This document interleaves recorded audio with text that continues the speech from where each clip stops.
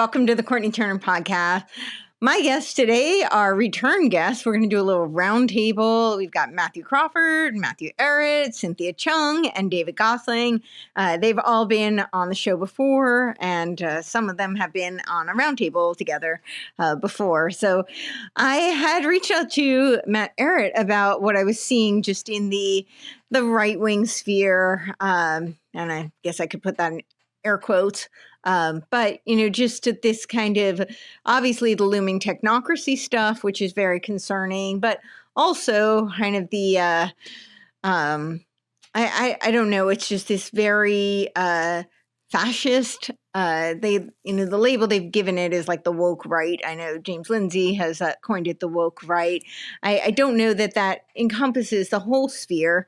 They're definitely not on the right. I very much see them as just maybe the Hegelian right to the woke left, but not necessarily right wing in the traditional sense of the term, unless you think of fascists as being on the right, which I don't. I've done several shows on that, so you can watch those. I won't go into too much detail on my thoughts there, but I do think that fascism is very much an outgrowth of Marxism, so it's really not very correct to think of them as opposites, except in the Hegelian sense, where they are pitted against each other, but it is mostly a power struggle, not so much an ideological struggle. Although there are differences between the two, that certainly there's definitely differences tactically and operationally.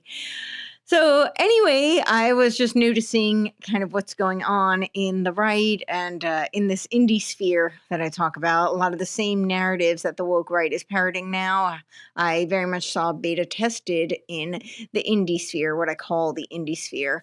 And a lot of you have probably heard me talk about why I say it's the indie sphere. It's I feel like it was kind of seeded from this I talk about my film days where there was like studio films, and then there was the truly independent, but then there was something called indie films. So a $20 million budget is typically not what you would think of as really independent. I don't know too many people who can scrape together $20 million and shoot a film out of their garage. That's just not all that realistic to even think. So that's kind of what I mean. The same thing going on in this media space, where you've got people who have a lot of backing behind them, and we can speculate as to what that backing might be. In some cases, there's actually hard evidence of it. I think Tenet Media was a really good example that was kind of exposed, that came to the forefront, where you can see how there was big money behind some of these players that you may have thought were kind of independent, but I don't know. I don't get $400,000 to do an episode, or 100,000, whatever these big numbers were. I don't even get that for the year. So, I mean, this is big money that they were getting. So, this is kind of exposes where that was concrete. You could see that they were being funded. And so we would have to conjecture that it's likely that they were being funded to promulgate specific narratives. I mean, why would people be paying that kind of money per episode? It's probably not just because they like to hear them talk. So I think that's a logical conclusion to draw, is that they were there to steer narratives. So I do very much see this going on in the indie sphere, but now it's really moved into, this right-wing faction, or at least they call themselves right-wing. Some of them claim even to be conservatives, although what they're promoting is not all conservative in any traditional philosophical sense or constitutional sense.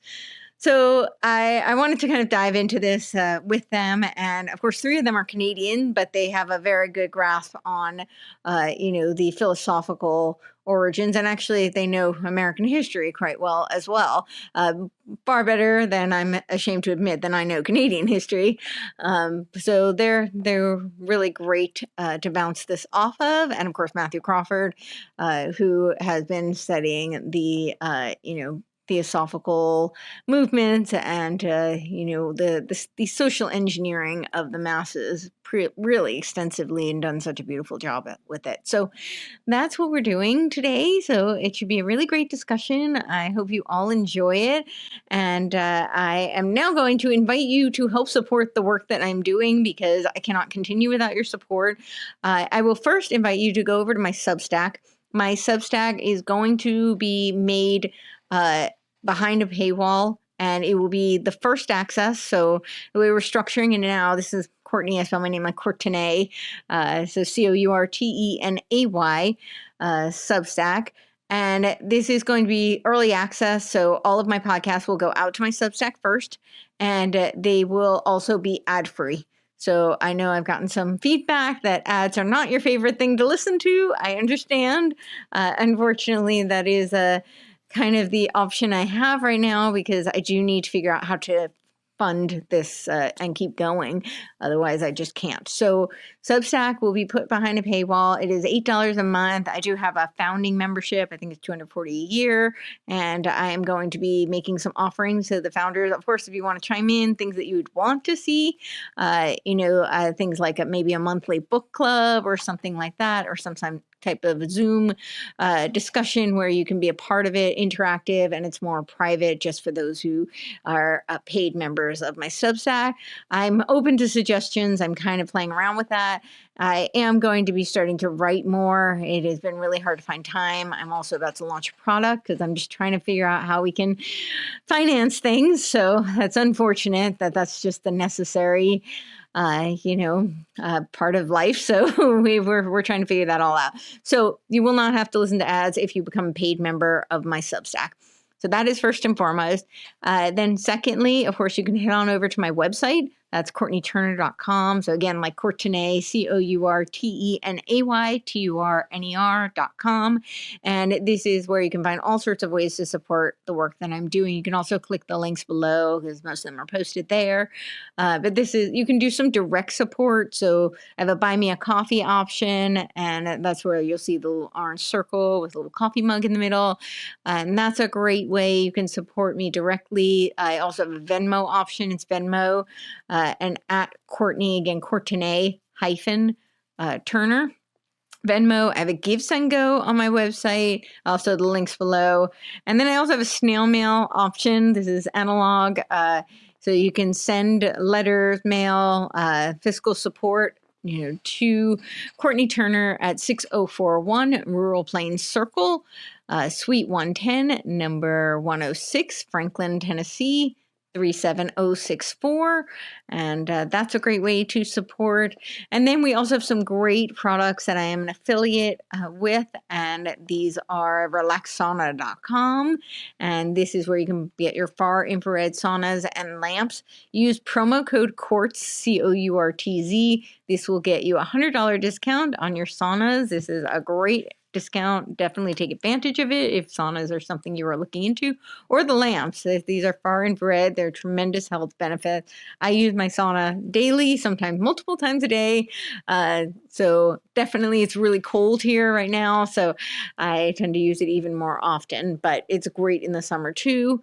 So and the technology behind it is really impressive. It heats up in 20 seconds, and you can keep your head out, which I personally love because then I don't have to redo my hair, my makeup, and that whole thing. So I know the ladies will resonate with that. It may not be as important to the guys, but that's definitely very valuable to me. It saves a lot of time, and this way I can use it multiple times a day, and I don't have to schedule my day around my sauna.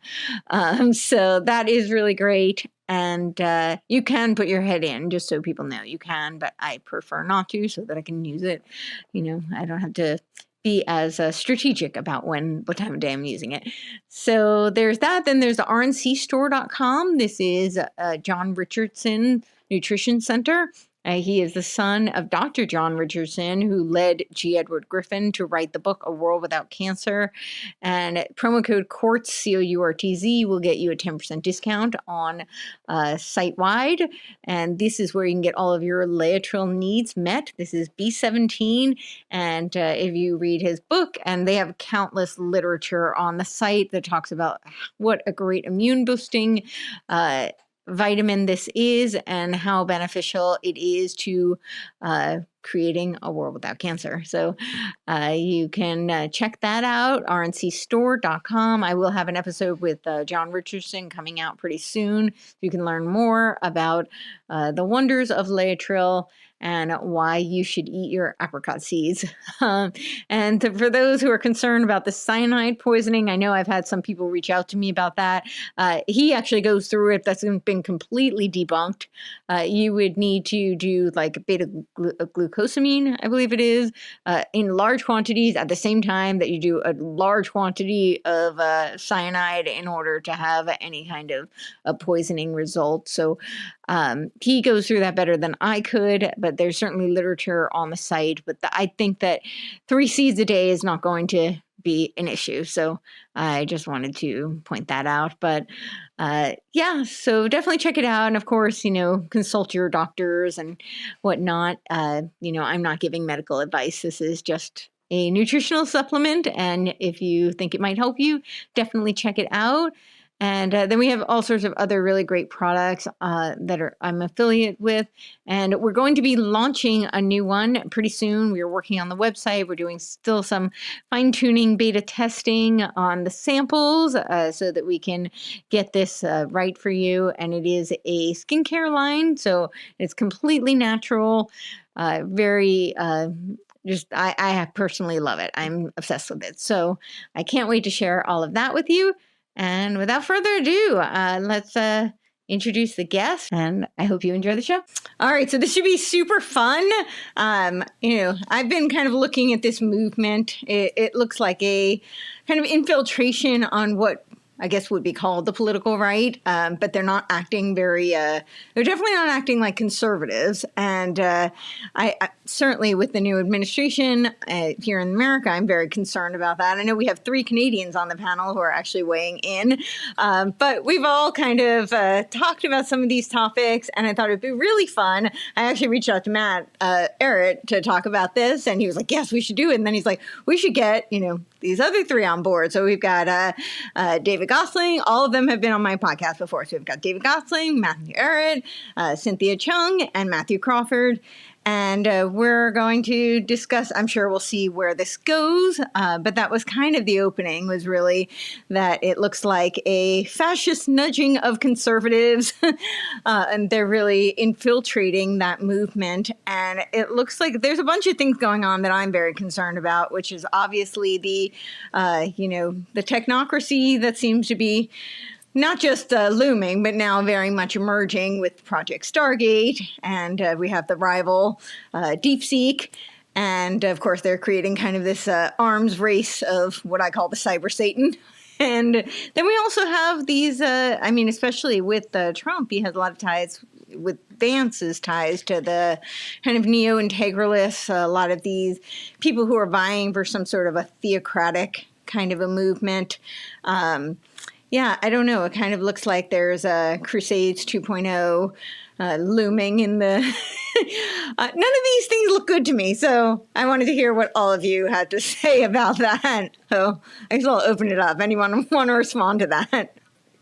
I'll just jump in quickly because, as you alluded to, we were chatting about this, and in my mind, I was thinking to myself, well, I know Mathew Crawford, Dave Gosselin, Cynthia, obviously, like we're all... like everybody here is pursuing this same line of investigation and making really good original analysis that is that feeds back into different sides of the exact same story. And it's so important that people are able to, although it does take a lot of work, and I know a lot of people out there are not accustomed to the type of intellectual weightlifting that's needed in a time of crisis, the likes of which we are currently living through, which is life or death, existential, historic moment in history. Yeah. We have to expect a lot more out of ourselves than we were formerly, supposing we would need to do in life when things were stable and sort of the waters were relatively calm in our parts of the world. That doesn't cut it. That level of mediocrity, and even though it's normalized and popular, it is not adequate to keep us alive. So people need to like lift a lot more.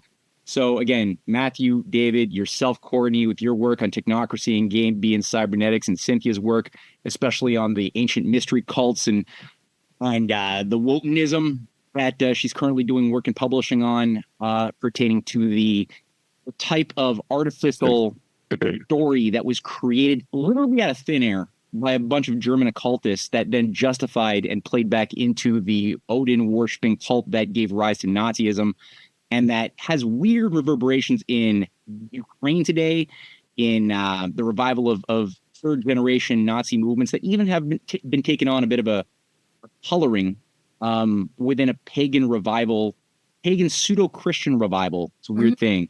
And we're all sort of, I think, noticing that's imbibing itself within the MAGA movement, within different right-wing movements in Europe. So definitely worth painting. And I don't know where this conversation is going to go, but I'm really happy that we're all here to share notes and brainstorm like we've done in the past. Likewise. Does anybody else want to chime in on any of that, or? I mean, there are a lot of heroes, and I guess you could call it we could call it the woke right. James Lindsay calls it the woke right. It's pretty useful. There's a lot of idol worship, whether it's like these neo-monarchist gurus like Curtis Yarvin, or these trad orthodox Dugin types that are for restoring a new, Mongol, Byzantine, Russian empire fusion, new Middle Ages, behemoth against, as an anti-globalist bulwark. And you have people like Tucker Carlson, right, who in one of his Tucker Carlson exclusives was praising Ted Kaczynski, and he's so proud of his diesel truck with no electronics, and how, he doesn't really like technology, and he thinks Ted Kaczynski actually has a lot of good ideas, even if he doesn't, even if Tucker says he doesn't condone violence. But there is this Malthusian sort of thing that's parading as trad and a return to tradition. And there's a lot of sort of glorifying the Middle Ages, right? There's this idea that we need a new Middle Ages where man just goes back to this pure faith-based conception of himself. And, if you're just, there's this like post-industrial Malthusian idea really that everything would be better. We'd all be pure if we just went back to chopping wood and praying, and like setting up a cabin in the woods. And there's really no appreciation for the fact that the main goal of the Malthusians is the elimination of modern nations and industrial society, right? To bring us back into a pre-Renaissance, medieval, feudal type world.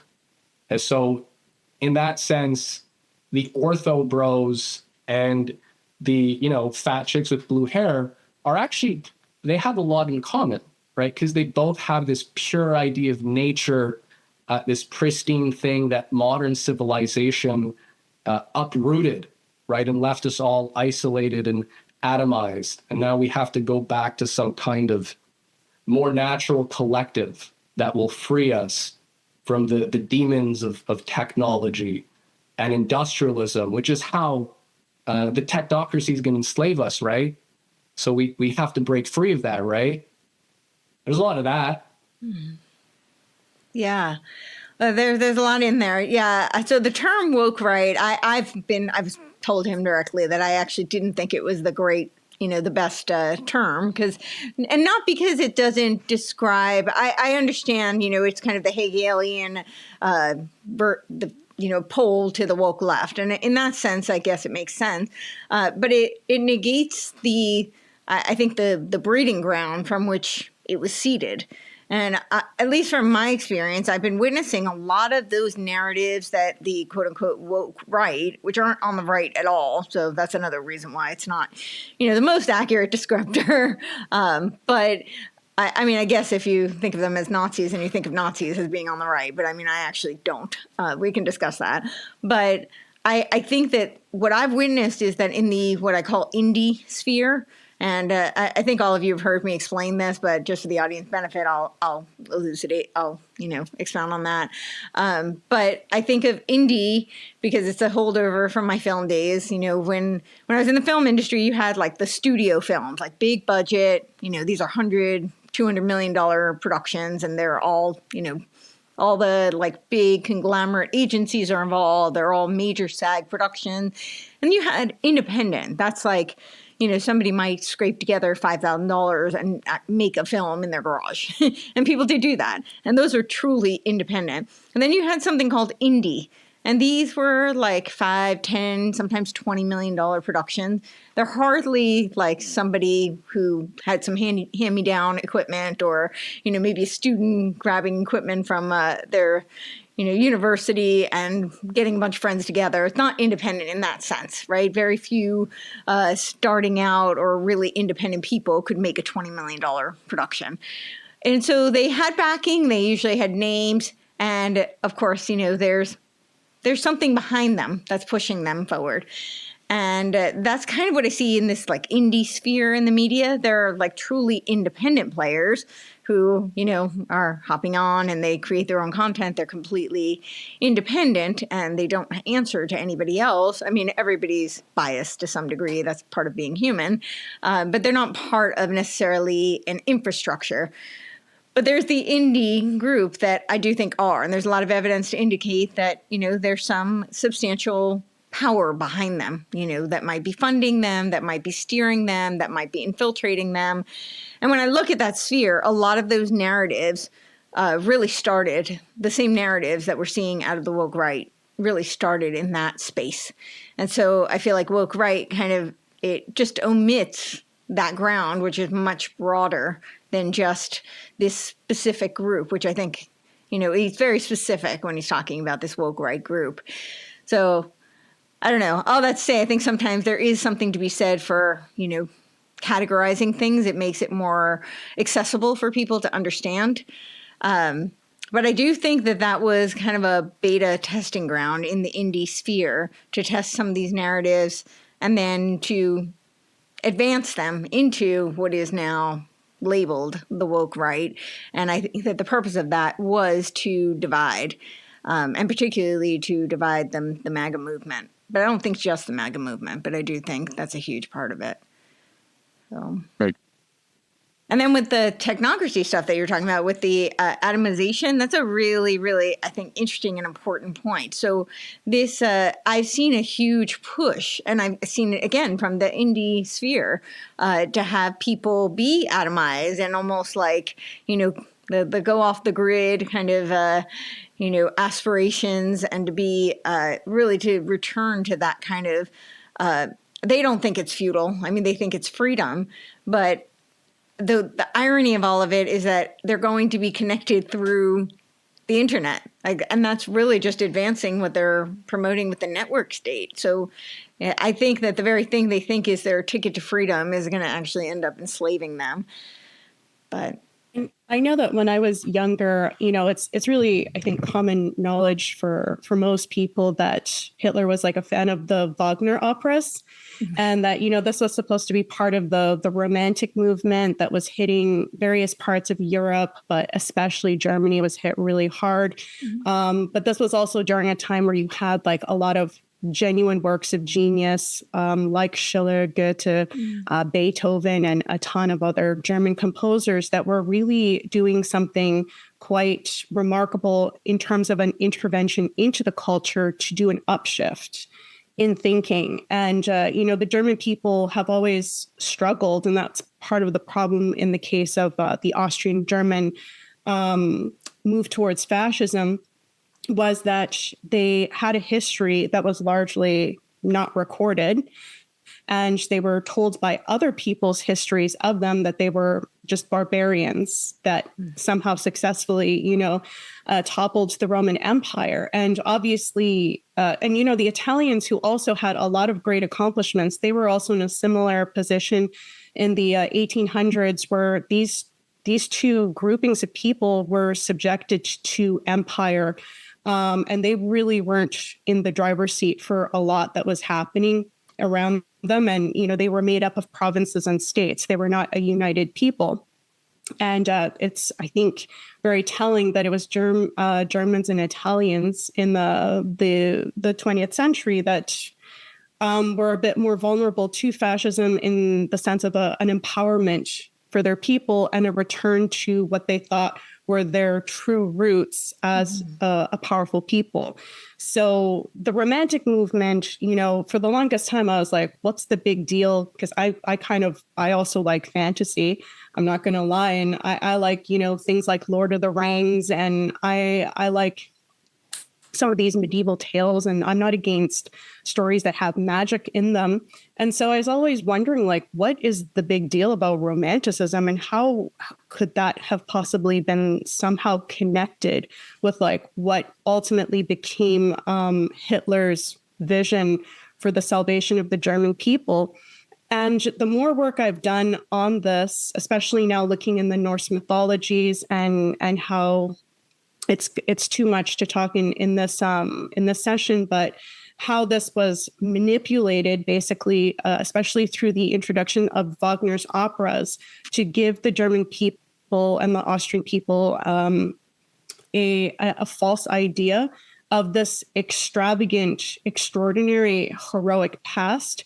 But it was, also this idea that past was oppressed by the Christianization of Europe, and that it was they needed to revive that. But part of that was to go against war against their oppressors. And there's a lot of inconsistency in this, because as you look into it further, you also see that there is a lot of admiration for the Crusader orders, including within Hitler's own entourage. There was this obsession with the Crusader orders. You see this also with Guido von List, who is the father of Wotanism, which is a pretty much made up, Norse romanticization that is basically what people are mostly seeing in movies and TV shows right now, which is everywhere.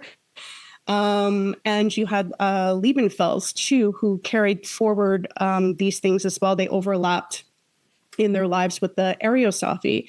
But both of these men really shaped a lot of the, you can say, occult, Volkish identity of what the Germans thought they had lost from the Romantic past. And they were both very clearly promoting Templar and Knights of Malta Crusader orders, as well as, in the case of List, he made up the Armenenschaft as a Freemasonry. Liebenfels was directly tied to the OTO. So these were clearly inconsistent ideologies. And in the case of List, he said it himself, that there's an exoteric kind of ideology for the people, which was Wotanism. And then there's the esoteric, which is the Armenenschaft. And these were the secret priest kings that carried on a secret order, even though the Norse people lost and their history was suppressed. It was carried forward by this secret order of priest kings. So it's completely made up. But unfortunately, a lot of people believe that this is real, and this is how romanticization can become weaponized. And again, it follows on this topic of creation myths and sacred stories. And when you dig into even where Norse mythologies come from, it's unfortunately not on sturdy ground, such that it looks like Norse mythology, very similar to the Native American situation as well. This is the problem when you don't record your history. It was manipulated, and there was a lot of I don't want to overgeneralize when I say Christian influence, but there were bad players within Christian groupings that manipulated this to introduce things like the Ragnarok destruction and renewal, rebirth of the world into a new age, which is clearly a millennial introduction that is almost definitely of Christian influence. And so the Vikings increasingly under the King of Norway were used, because the King of Norway during this time wanted to have recognition as a true king. He wanted to be of a certain status. He was able to finally be recognized by Pope Innocent IV, who is the Pope who went to war with Emperor Frederick II, who is the emperor who was forced to start the First Crusade. But he did this as a diplomatic mission. When he came back, the Papal States were ready with their armies to fight him. And Pope Innocent IV actually excommunicated Frederick II. So it's under this Pope who the King of Norway puts all of the Norse mythologies into writing in Iceland, which he has a lot of power over, by this one man, Snorri Sturluson, who also leads this, who is proven to be in the service of the King of Norway.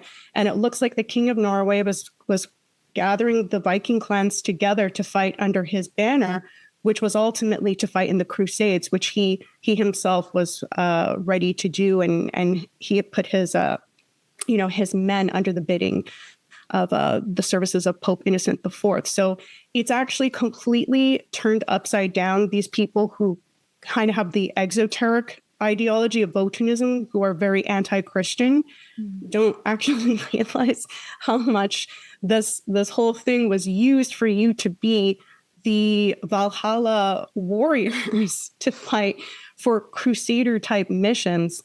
So it's very ironic. Yeah. And all of this went into the creation of the entire Nazi SS structure and their belief system that had a veneer of being Christian, which was promoted because like 98% of the Germans living at that time were Christian, self-identified. You're not going to go and just say, hey, we need to revive, occult, theosophical spin-off, Odin worshiping, global mystery cult as our new religion. You can't say that, but you can rewrite the Bible and you can infuse Aryan, Teutonic, romantic theories into the Bible and into the new sacred myths. You can do those things as you nudge people towards a desired outcome, maybe for the next generation. Mm-hmm. And you come up with terms like Christian positivism to throw people off.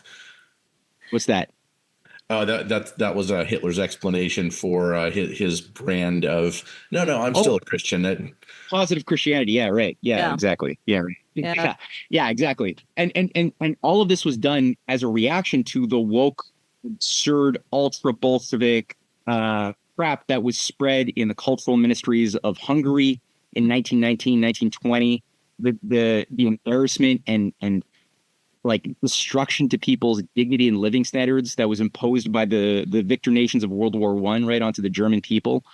And they were just so embarrassed and disenfranchised and destroyed. And then you had a culture of just disgusting leftism to an extreme degree that you created a very, very foreseeable backlash of this abused population that wanted dignity so badly that they went hard right, whatever that means, right? They went like hard dignity to get revenge on their oppressors that resulted in this embrace of all of what they thought romantically was their dignified, big-breast past of Teutonic, amazingness with the revival of all of these Teutonic and as you pointed out, Cynthia, the Order of Malta, the Order of the Templars, the Teutonic orders were all revived at that time too. Yeah, I wanted to quickly add that Guido von List actually had as his hypothesis for why the Templars were punished, because, there's the rumor that they were worshiping the head of Baphomet.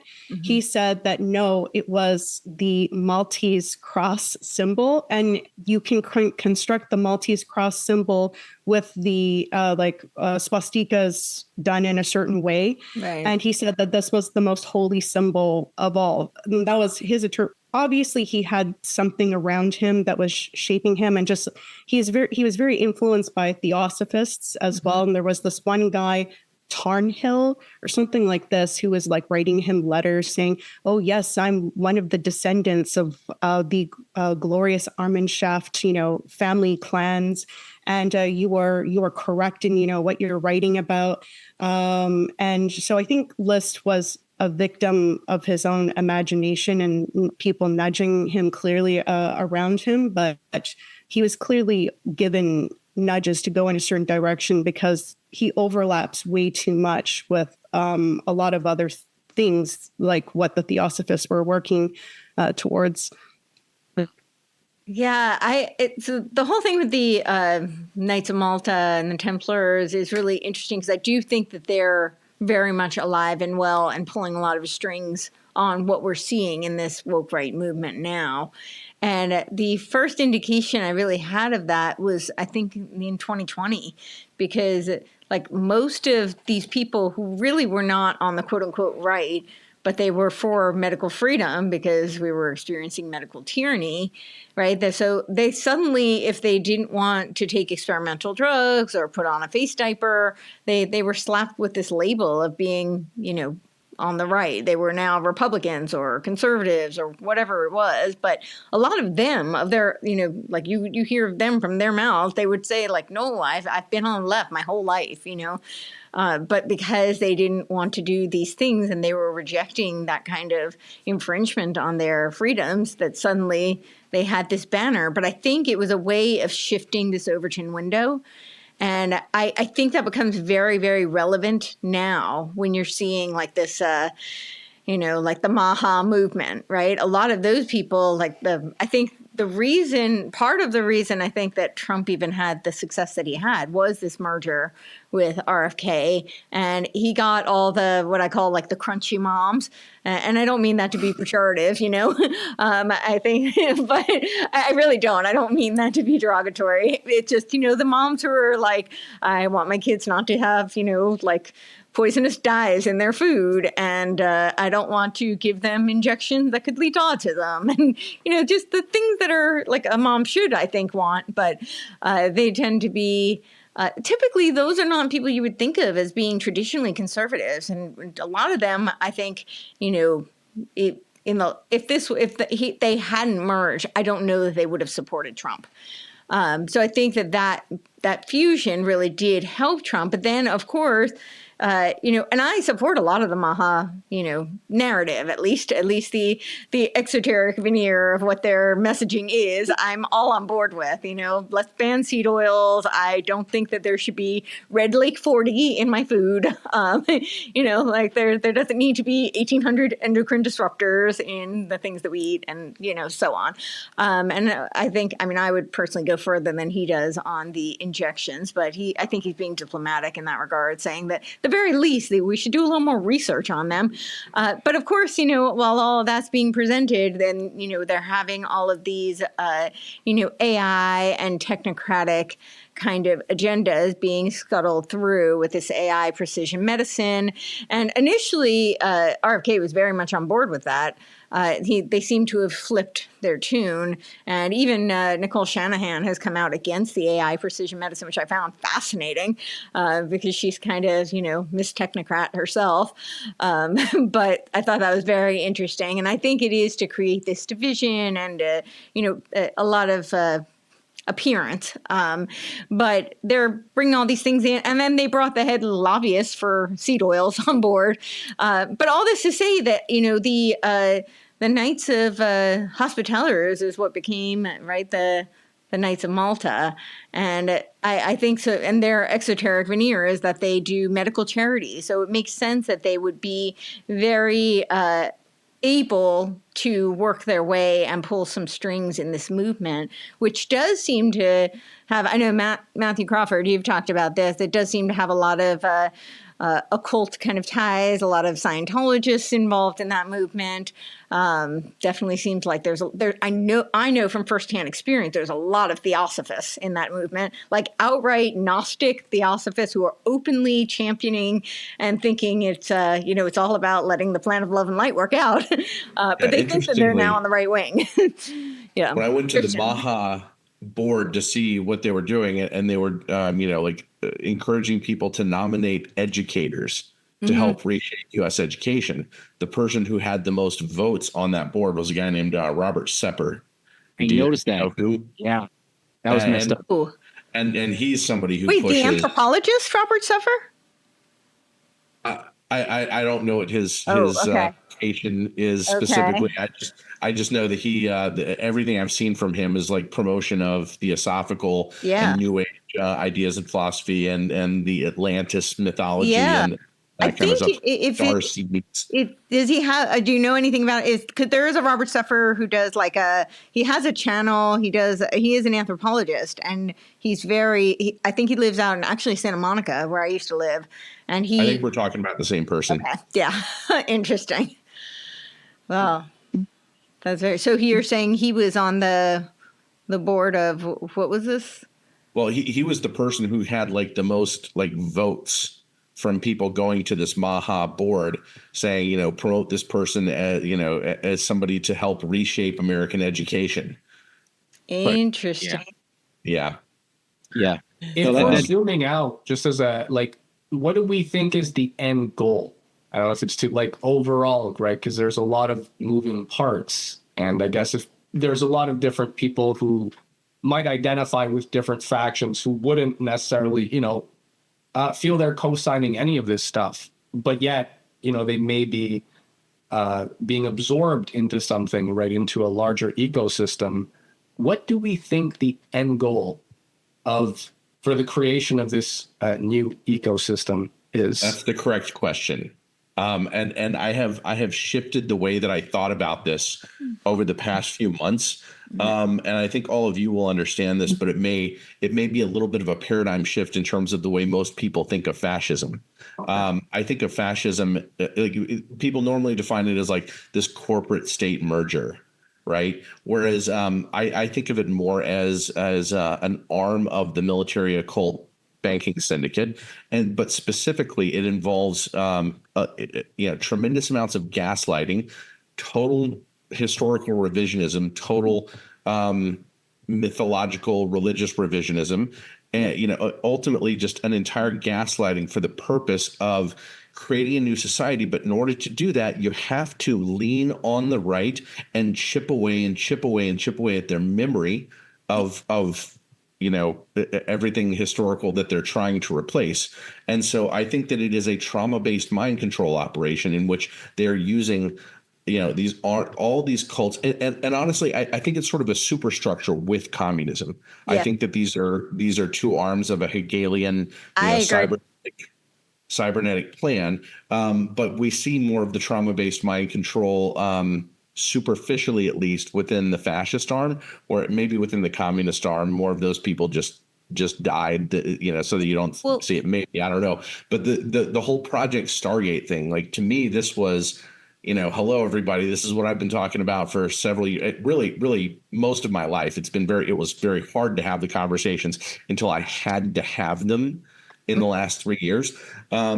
But just the fact that they're calling this Project Stargate, and Project Stargate involved these trauma-based mind control programs where children were being abused and tortured, but ultimately for a specific purpose to get them to be, I don't know, fractals of Guido von List, in the sense of, his whole life being gaslit and then him promoting the thing that they wanted him to promote, right? I think that they have, many little cults that are part of the whole, you can call it the Aquarian conspiracy at that point, the spins of spins.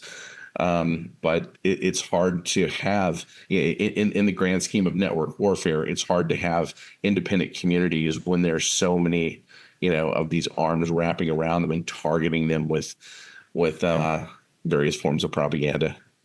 I think that's absolutely accurate. And I definitely think it's a Hegelian structure to create the synthesis, because the overarching goal, I think, is obviously the complete total control. But I think part of the reason why on the right and through fascism, they do more of this kind of trauma-based mind control. I think both communism and fascism aims at erasing history. But the difference with fascism is that communism tends to be more of a top-down structure. So they're kind of like, from the top down, they're going to control you. And it's pretty overt. They're letting you know that that's what they're doing.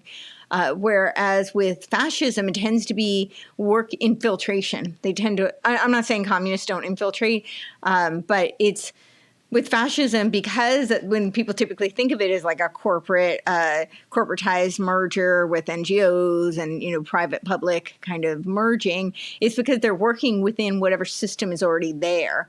And they're working to infiltrate, to take it over. But part of that infiltration is that you have to get the people to opt into it. And I think that's the big difference. Whereas with the communism, oftentimes, I think they do traumatize people. They do erase the history, but then ultimately they use brute force to assert their control. So they're hoping to get some sort of, revolution where they can just come in and take over.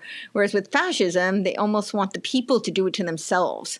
And so it's like from within. And if you, it's like a multi-level marketing scheme. Yeah. Where you have like sort of local cult leaders, Yes. doing almost the same thing that communism would do on a wider scale. Exactly. It's just you have it more personalized.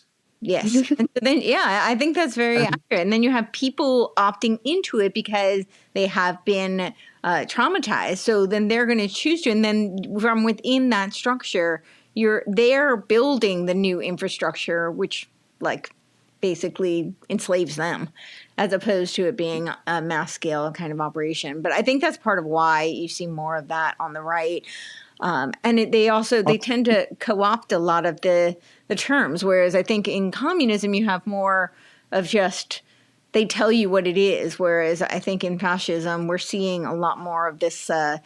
They rename things and they rebrand things, but it's I don't know exactly how to word it, but it's like when you were talking about these, when it's not, they're using the Christian veneer of something that's really theosophical, that's not Christian, but they're using, because that's the way that you could infiltrate through Christianity in order to subvert it from within. So. There's actually there's a very useful technical framework that I've covered before that we've also discussed, Courtney, from the Stanford Research Institute, their document, The Changing Images of Man. If we're thinking about this when we're talking about trauma-based mind control and how to repattern societies, and yes, there's a left and right handedness to it, but we're operating on the assumption that all of it is sort of tied together. They introduce a very interesting idea of top-down control or maximum top-down control through maximum decentralization. Yes. Right. So you have all these individual nodes peppered everywhere that seem so different, but then they're all working together, and they have a term for this. Friendly fascism. Isn't this the friendly fascism term? They use the acronym SPIN, which is a fun word. SPIN stands for segmentary polycephalous. The I is in brackets, N, which is network. So they use the word segmentary polycephalous network, which means polycephalous is multi-headed, segmentary, right? So it's in segments, it's multi-headed, it's a network. And then in the acronym, the I is in brackets. The I, they say, is the glue for SPIN. The I stands for ideas. And so they say, you can model, they give examples. They model the environmentalist movement and how it grew and spread and gained so much influence. And they were just observing that Greenpeace and Lynx and Friends of the Earth and Brothers of the Dolphins, or whatever else they call themselves, they'll all fight amongst each other, right? The Sierra Club, members and leaders of one group are breaking off and founding their own groups. And so they all seem to have disagreements. But as a mass, right, as a segmentary polycephalous network, it's growing. And the directionality of the thing is actually better steered when it is this seemingly autonomous or a series of networks than if it were just this one thing. And so they're talking about that in context of what global governance actually looks like. And is it really just a top-down UN behemoth that's giving marching orders to everybody? Yes, maybe in one sense, but in another, it's a lot of just organic systems that seem to be developing and becoming autonomous on their own. But that's actually what the science of cybernetics is. Yes. That's literally the idea of the top-down control, is you have all these feedback loops. And these things take on a life of themselves the more and more feedback these things are given and receive. And that's actually their sort of master framework for the repatterning. And I think it's useful because if we just sort of step aside, put aside all the ideology, and we're just putting on our social engineering hats, we're looking at like Venn diagrams and stuff and graphs, and we're just like, how do we make all this work, right? It's like a math formula. And you see, that's actually what works. But when we look at it that way, I feel it's also easier because it gets everyone to sort of take a distance, and like, we're not talking about specific ideas here. We're talking about how grassroots movements and social movements and political movements, how these things are seeded and manipulated. And like, there's formulas, there are frameworks, there are Venn diagrams that sort of break that down. So that Stanford Research Institute documenting, Stanford was doing like bombing surveys for, like how to use bombing to, trauma mind control people and change their behavior. So you can definitely see that at work. And then when you think of a concept like spin, segmentary polycephalous network, I was thinking of Aldous Huxley's Island. We think of Huxley and like the New Age theosophical ideas of spirituality.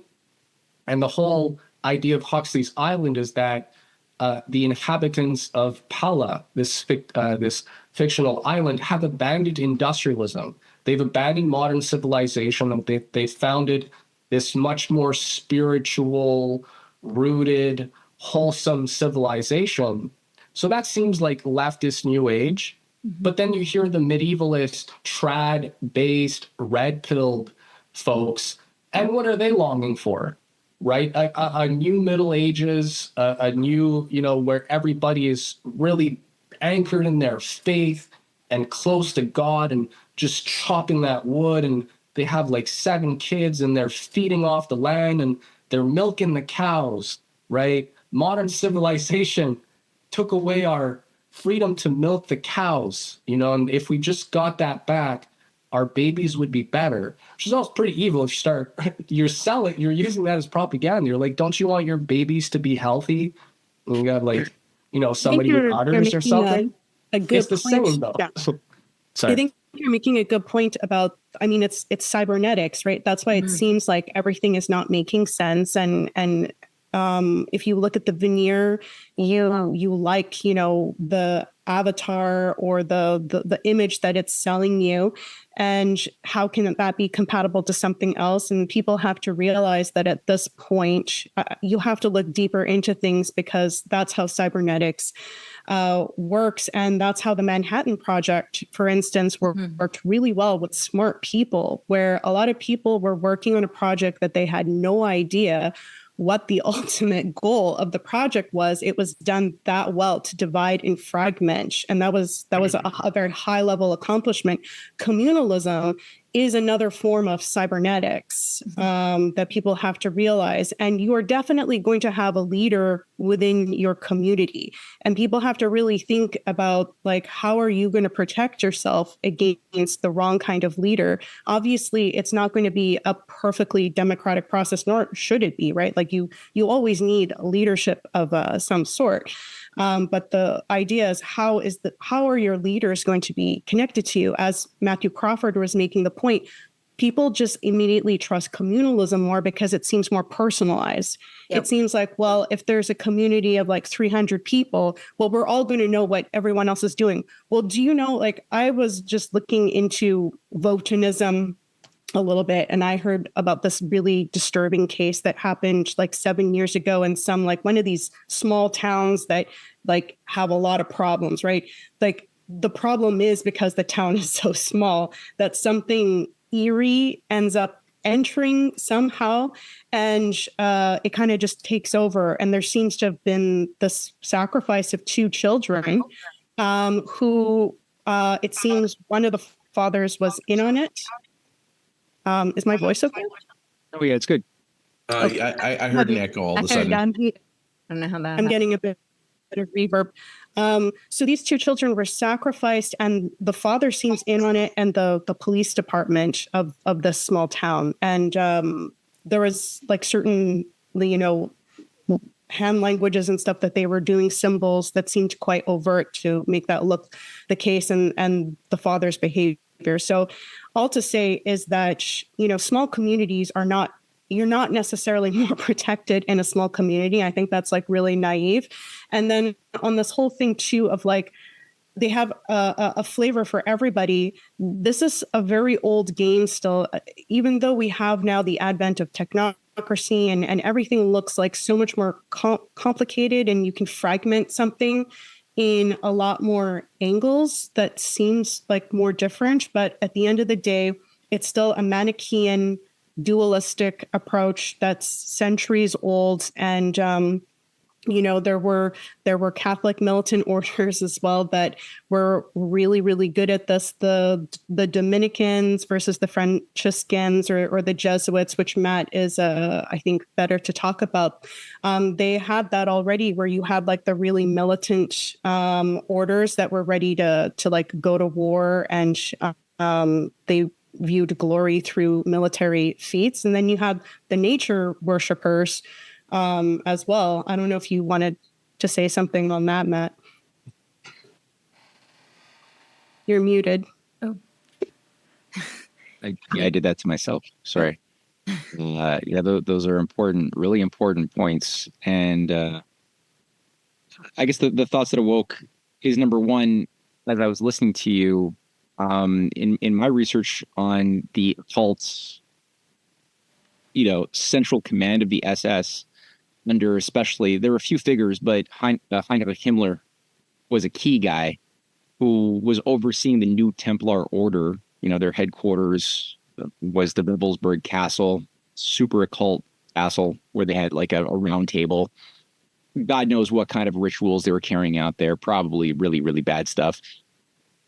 But at the same time, and he was sponsoring these communalist villages too. That was part of something that's been overlooked for a lot of researchers of Nazi Germany. Like, one of the things is he was setting up these communes with an Aryan, like a Ubermensch man who would be elected as the chief, or assigned as the chief, oversee the management of little communities that would have like a medievalist revival.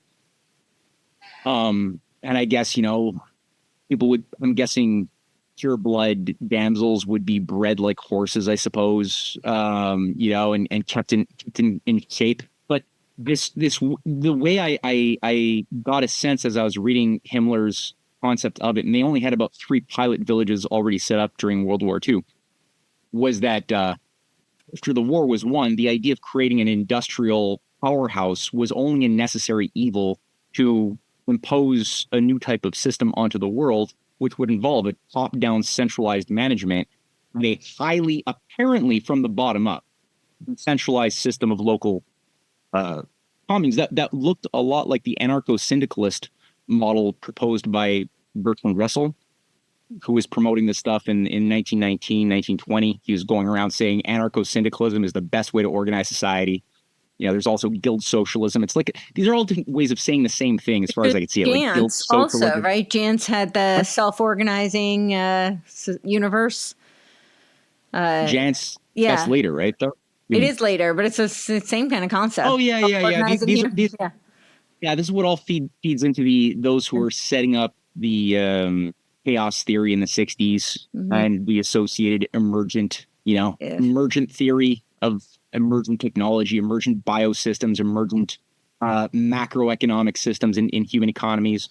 Yeah. But it's all based on this idea that we don't have to think about doing things or think about purposefulness in the universe. All we have to think about is our personal survival and concerns on the micro level, right? Which result in this sort of like random, this assumption that randomness will somehow self-organize and create macro states of goodness. And it's like, it never works that way. There's always this top-down mystery cult that's highly centralized and highly coordinated from the top. That's always there that people just ignore, which is very good at managing global systems of control. And they want to get their victims to think in this very dichotomized way, right? Of thinking that it's all about top-down versus bottom-up. And if we just get bottom-up thinking in little micro communes, which are often not that dissimilar from 15-minute cities in practical application, then we'll have freedom. Forgetting that all of these microcommunes are part of a broader system that somebody's looking at as a system, and it's just not you. You're right. Well, you can definitely see that revived again in both left and right discourses today. Yeah, very much so. And I mean, this whole idea. First, I wanted to address changing images of man, because really, when they say changing images of man, what they meant was changing man's consciousness, and they say that in the document. So this is really about changing, obviously man's perception of man's self, but it's changing the consciousness. And this is laying the groundwork for all the stuff that the technocrats are really doing now, because now they think they can do this like physically. They think that they actually can use technology to, inhabit the biofield and change the biofield. They've talked about, they've done these studies with like soul catcher studies. I don't know that they really can capture the soul, but they think they can. And whether they can or not, I'm sure they're going to convince us that they can. But so this ties into, of course, when you're talking about these communal societies, is the network state and communitarianism. And I think that, we talked a little bit last time, David, you weren't on this, but the rest of us had talked a little bit about like, MK Ultra and these, how they've kind of exacerbated and created these dark triad personality disorders and cluster B. And I think we really see this, this speaks to Matt Ehret, what you were just talking about, where people think like if you just reduce everything to your basic personal needs and, micro scale everything, that people will just somehow have all this freedom and be so happy. But really, I think what that's all about is creating these really narcissistic personalities that are so consumed with their own wants, needs, and desires that they create these, and also tied to the borderline personalities that don't really have a strong sense of identity and are always looking for that. So they start aligning with these various groups to form their own identity.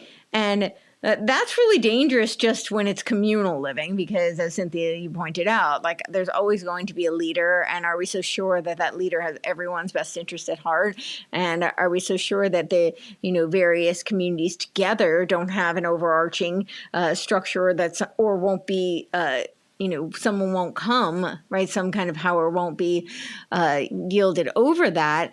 But when you're talking about like, technology doing it, then I think it becomes even more insidious and precarious, because now you have all these systems that they claim are decentralized, the DeFi, decentralized economy, these D-apps, but they're all interoperable. And these people join these various, what they call the network state, because they think they found their clique and it's their identity is attached to it. Did you want to say something? Or... No. I'm just I'm loving this so much, and I will have a thought, but but you finish your thought, because I have something to say based on what you just said and what Dave said. But yeah, go ahead. Okay, so I'll wrap it up. But I'm basically just saying, to now people, based on they're seeking an identity, they need to find like some sort of group, to wear that banner. And of course, they're also so like myopically obsessed with their own wants, needs, desires. They have to get all those fulfilled. So they join these various groups. And now you have these technological infrastructures where, you need some sort of digital passport to enter. You need a digital currency that is only interoperable in that community. Your whole entire world becomes a virtual reality that you can be shut out of if you don't please the clique. And I mean, if any of us, I don't know, I didn't have the most wonderful elementary and middle school years. I certainly remember what it's like to be kicked out of cliques, and that doesn't go so well. But what happens when that's your entire world? Your whole world is in that. And the other part of it that just like killed me was when they're talking about how you'll now have like fractal ownership of assets.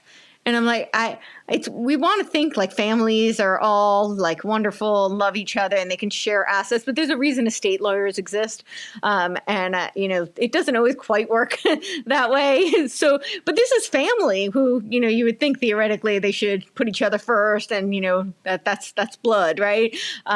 What happens when it's complete strangers who are part of your network state? Now you own real estate with them, you own art, you co-op for food. I mean, I don't know. This sounds like it could get really messy really fast. Absolutely. Yeah, the factor of human nature, like reality, is always like ignored whenever you have these ideal, like these ivory tower, blackboard or whiteboard, utopians trying to like organize society around some like perfect formula. And again, they just ignore reality, they ignore human nature, and they try to impose their sense of some mechanism. But the thing that awoke in my mind as I was listening to you guys talk was so The Island by Huxley. Huxley, Aldous had formerly, right before writing The Island, had written a study on the Oneida colony, the Oneida commune in upper state New York. Right, Oneida. And yeah, they still make silverware. It's weird. But it was for 40 years, a cult, a pseudo-Christian, clearly Gnostic cult under this. Again, they're always under a prophet, somebody who declared major sociopath who just declares big ego complex, declares himself. He's charismatic, you know. So he's like, okay, I've got these insights, these clairvoyances, so I'm the prophet of the new age. Noyes, some divinity school Yale guy, tied to the anyway. So this thing is 40 years long, and he writes a study. Whoever he works for, he is possessed to write a study called Socialisms of America in 1847, sort of documenting all of the, and there's like, you can find this book online as a PDF. There's 700 pages of this thing. And just scanning through it, it's like 10 pages of assessment per existent commune there in 1840s that he's writing that he has his own commune where everything is public. Like there's no families. There's you have to advocate your case in front of a board of population control of the colony if you want to be able to have a baby, because there's only so much to go around. In practical reality, share. The women are shared. Right. They have a free love type of thing. Again, 1840.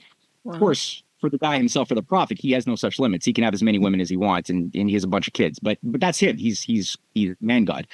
But in this book, you know, it's interesting to see the assessment. It's could be done by like the CIA overseeing the MK Ultra and associated cults of the 70s, as far as just documenting almost like a zoologist, the anatomy, the structure of each of the cults, the types of proclivities, the differentiation of a religious sort of cosmology. They all have like a Christian flavor, but they're not.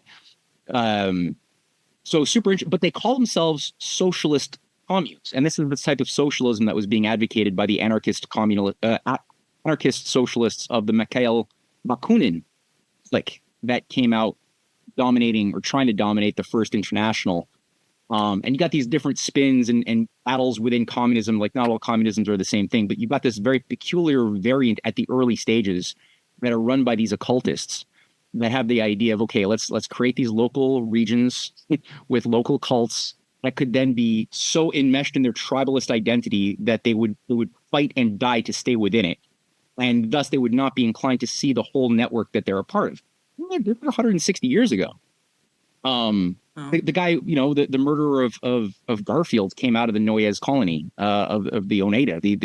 All of these anarchists who became also brainwashed, sexed up, and then brainwashed assassins and terrorists of the 1880s, 1890s, early 1900s that killed hundreds of statesmen, hundreds. McKinley just being one of them, Garfield just being one of them, Tsar Alexander II just being one of them. But there's so many more. There's a big list. They were like deconstructed and turned into zombies, not dissimilar from the Manson family. As you pointed out, Dave, like not that dissimilar from the Brzezinski cult as well, which has a strange MK Ultra association. And there's a whole cult around the figure of Kaczynski as a great intellectual, right, who declared war on industrial civilization and wokeism together to restore traditional values of living off the land. That's a weird thing. And the fact that Tucker Carlson is promoting this and this is like becoming a thing taught in universities, it's yeah.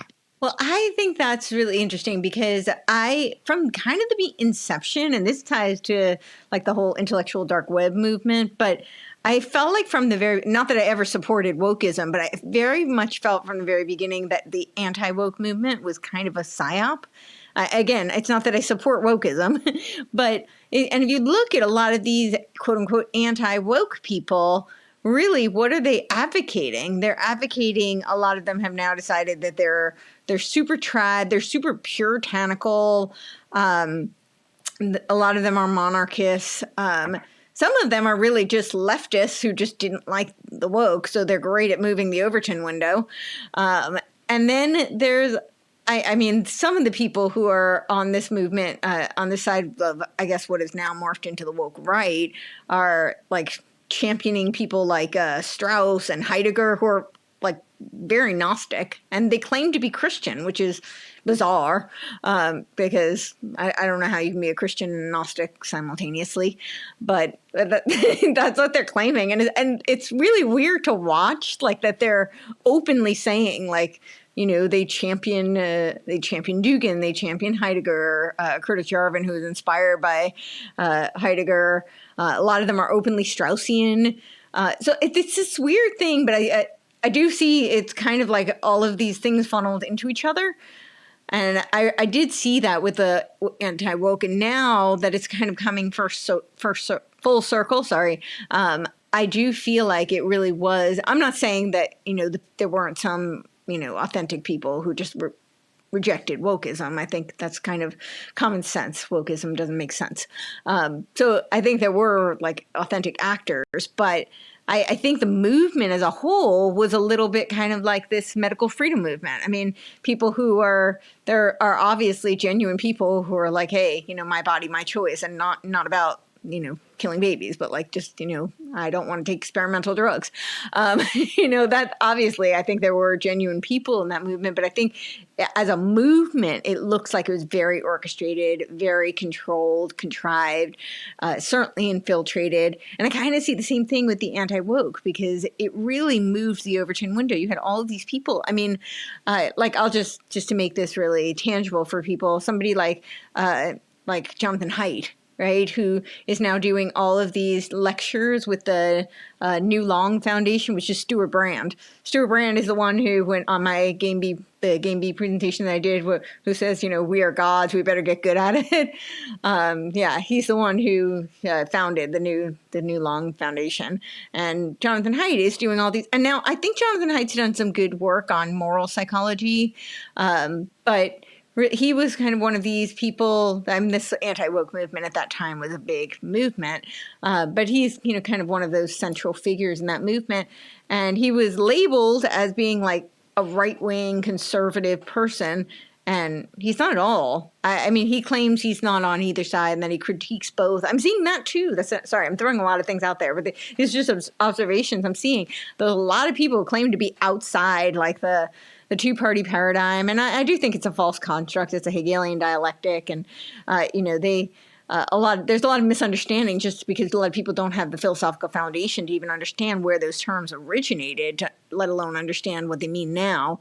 But a lot of the people who say that they're outside of that paradigm come from the left and are actually really promulgating a lot of narratives that help the left. So I don't know. And I don't know that they all know that, but I'm very much seeing that. So. And Courtney, you actually, I think you made a really good point when you talked about, in this respect, just the lack of identity. Though when people have a lack of a sense of identity, they're much easier to corral and to get sucked into different collectives. Mm-hmm. And when we're talking about the woke right, one thing we notice is that the pitch for a lot of it is spirituality. Mm-hmm. Right? This is an invitation to discover your deeper spiritual self. We've been living in a soulless, materialistic world, which there's some truth to that, right? The commercialism and sort of living in a predatory monetary system that has bred a culture of commercialism that is, you know, in algorithms, it's just gotten worse and worse.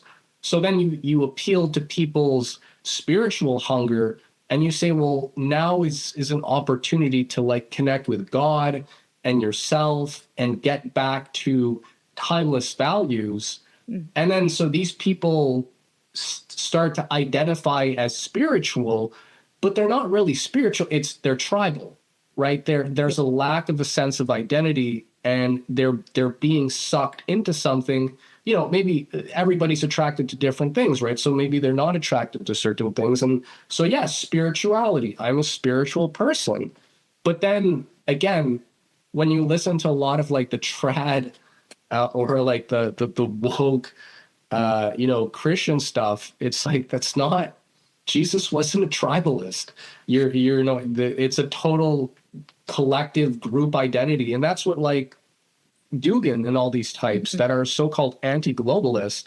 And, you know, they have big critiques about how the Renaissance, the modern world ushered in this radical individualism, and the nation state is part of that as an expression of radical individualism.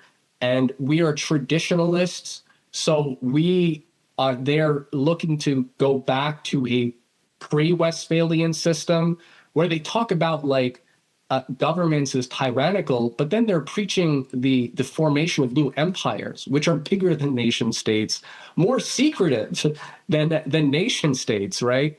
And you see that with even like Yarvin and these other types associated with Peter Thiel that are promoting, or Elon Musk, you know, the privatization of space, the privatization of defense.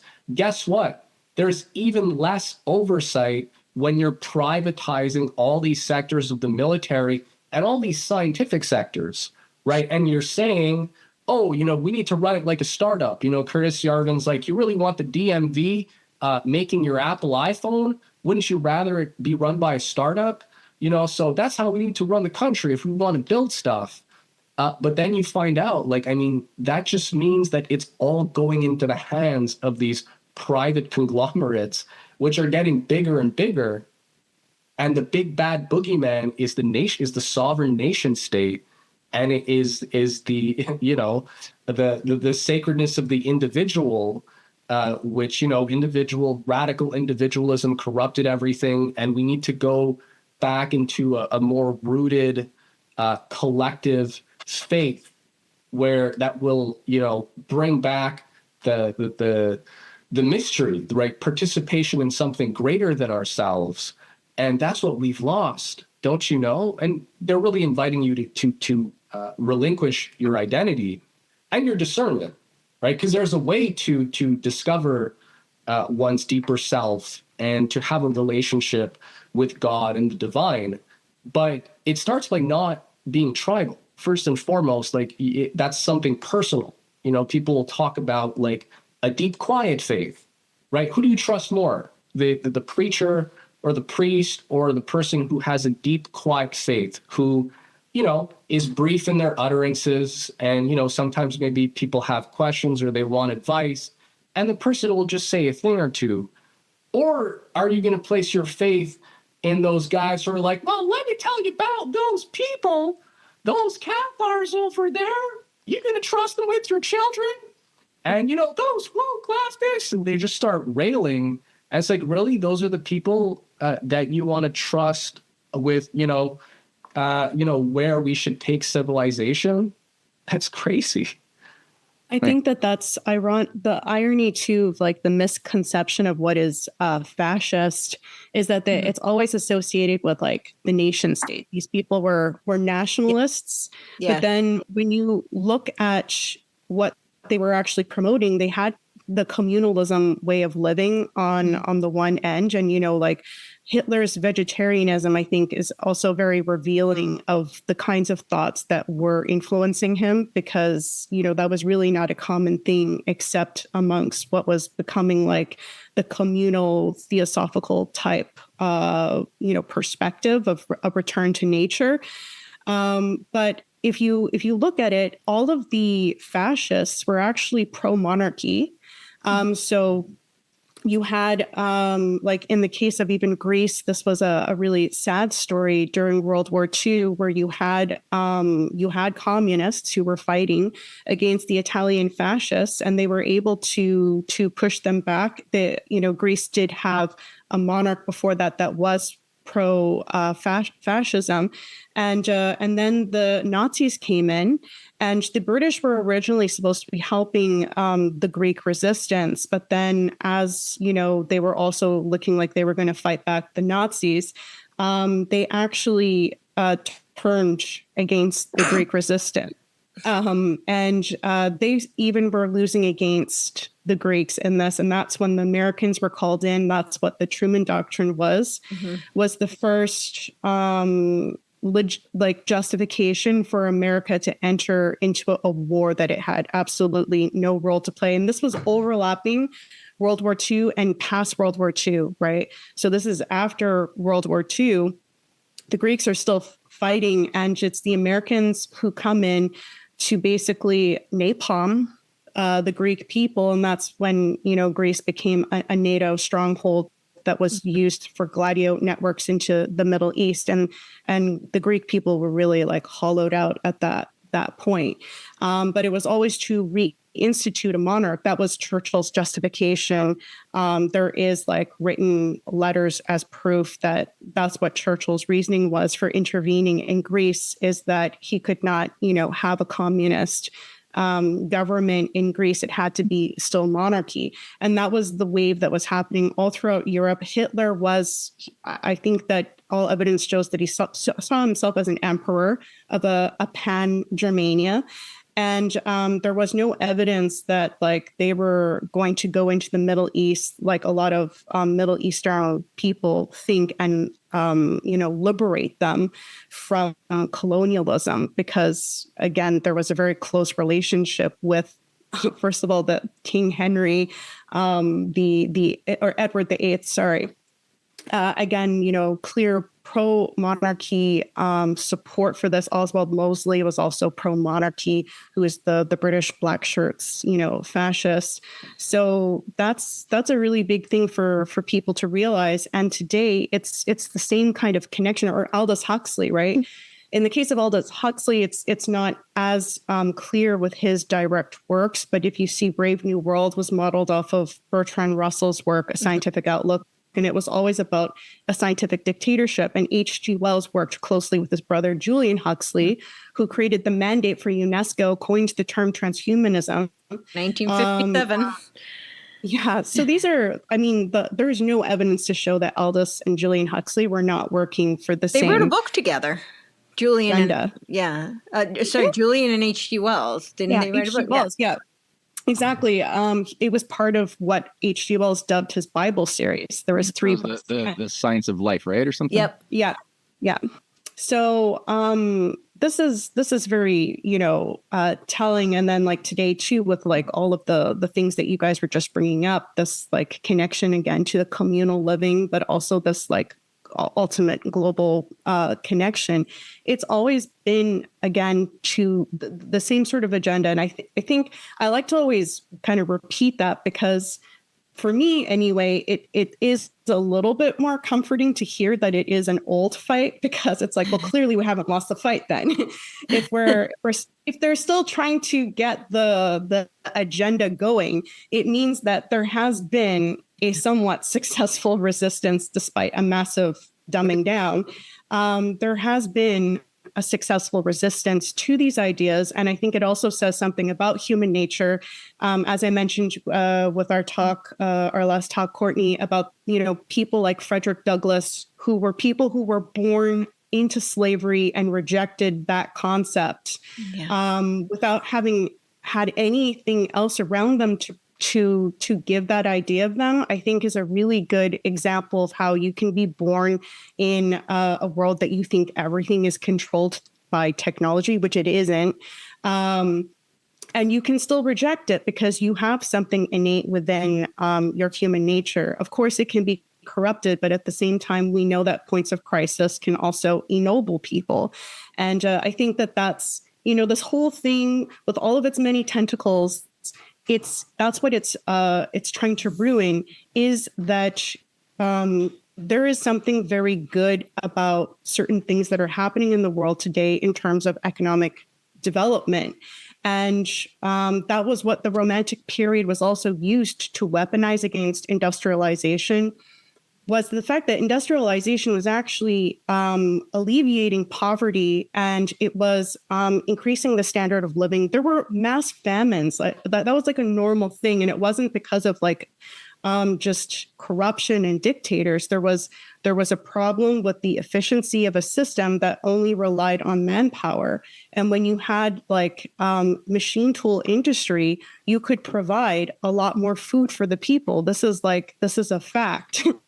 And the Romanticism was used to really kind of make people still reject this as somehow something unnatural. So now all of a sudden, alleviating poverty and, you know, having an increased standard of living is something unnatural. It's a clear Malthusian push, which, by the way, Thomas Malthus, who he had predicted 100 years from his time that we would run out of resources. This is the same kind of thing that Club of Rome is like trying to claim, and their predictions back in I think it was the 70s, are totally off. So they've now had to project even further, but they're always off. They're always off. Malthus said that we were going to run out of everything, I think, by the end of the 19th century. And there was actually a boom. To H.G. Wells complained about this boom. There was a population boom because of industrialization, because more people could actually be supported and have a better living. And for these mindsets who are clearly of a feudalistic bent, this was horrifying for them. H.G. Wells has written in his Utopia, the way he views the world is that everyone, like, there should be the unspoken of people who are the satrapies. And then you have the rich people, who are not that many, who can like take a helicopter and travel anywhere in the world. And it's an amazing life. But you have the swarms of people that you need to control as a population, but they're the workforce.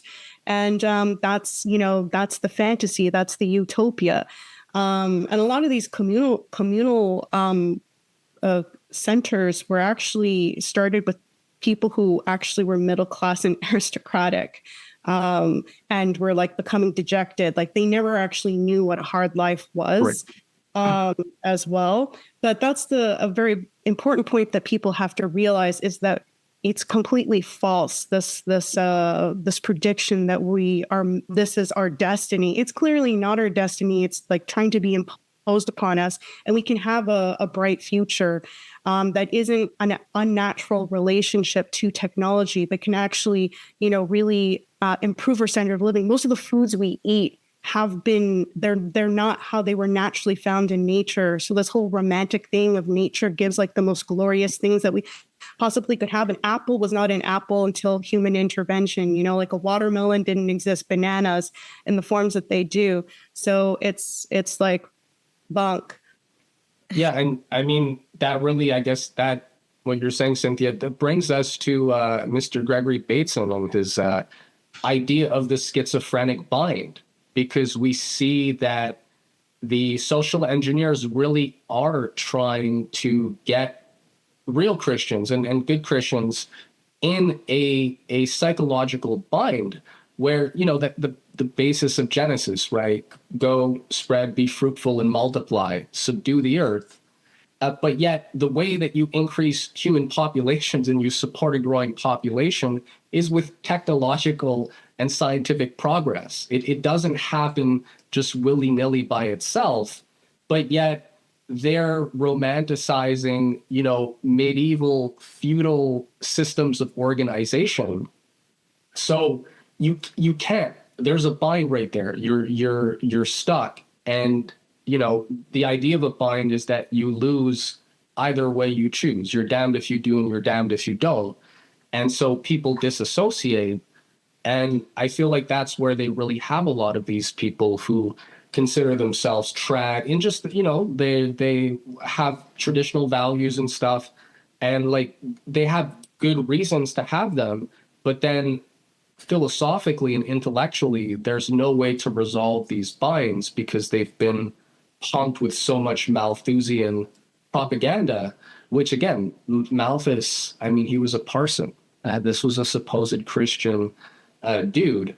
So same with all these these bad in feudal medievalist types. It's you can't, like, people have to realize they're in a bind. If they think technology is a demon and the state, is using it to enslave them, and the only way is to, go the Benedict option and sort of break away or something, you're being sucked into a Gregory Bateson style MK Ultra bind. And there's a way to break it. And I mean, you guys have done a lot of work showing how that's done. I just want to say, Oh, sorry. Wonderful, Matthew. Courtney, can I say I'm going to need to go in 10 minutes? Oh, okay. But everything that all of you just said really helped me clarify something in my head about, the nature of the maze of illusions, right? Like the mass gaslighting that goes on. There's several levels of it. It's the false dichotomy of fascism versus communism, or what's left, the false dichotomy of information technology and technologies of control versus technologies of generation of human wealth, which is how technology is most appropriately defined. There's this part of the illusion is that hierarchy necessarily means dominance hierarchy. So it's like choose your flavor of dominance hierarchy. Whereas, a community that is healthier, better structured usually looks more like a prestige hierarchy. And we're given this false impression that if you were to exit and opt out of the system, or the system meaning the whole Hegelian chaotic mess, fascism and communism and all these spins of spins and all of that, that you would just be like a naked community, and then you would have to deal with all of those power creeps, or guru types, or just the inability of your network to compete with this larger cybernetic network that is trying to beat you down, but it can only do so by being a parasite on your community. I guess I don't know if I put that into a complete statement, but I guess that's just it.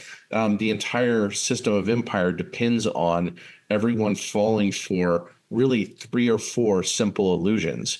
And once you begin to pull those away, you begin to see the problem more plainly, more naturally. No, you don't have to exit and have no technology. You don't have to fight technology like Kaczynski.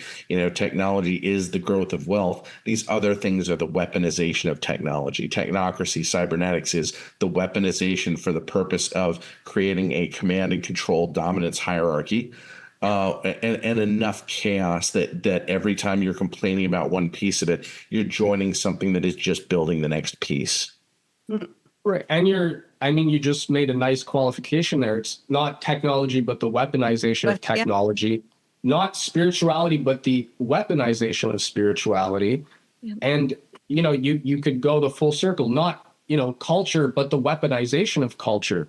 And to the degree that people can discern that such two states can exist, right, where you either weaponize these things or you have them in their natural form, the only way to really get to that higher level is discernment, where you can actually tell what's what, right? Which at the end of the day, isn't that the point of everything, of philosophy, of epistemology, of why we should love truth, is to be able to distinguish what's what, right? What's actually good for my family versus what's subversive or dangerous, right? What things should I let into my society versus which things could actually be subversive, without going full, 900 Japan, feudal Japan, where if the guy's canoe, touches the island, they just kill the person right away because, he's a foreigner. He's introducing something foreign, a foreign organism into the system, and that could spread and kill everybody.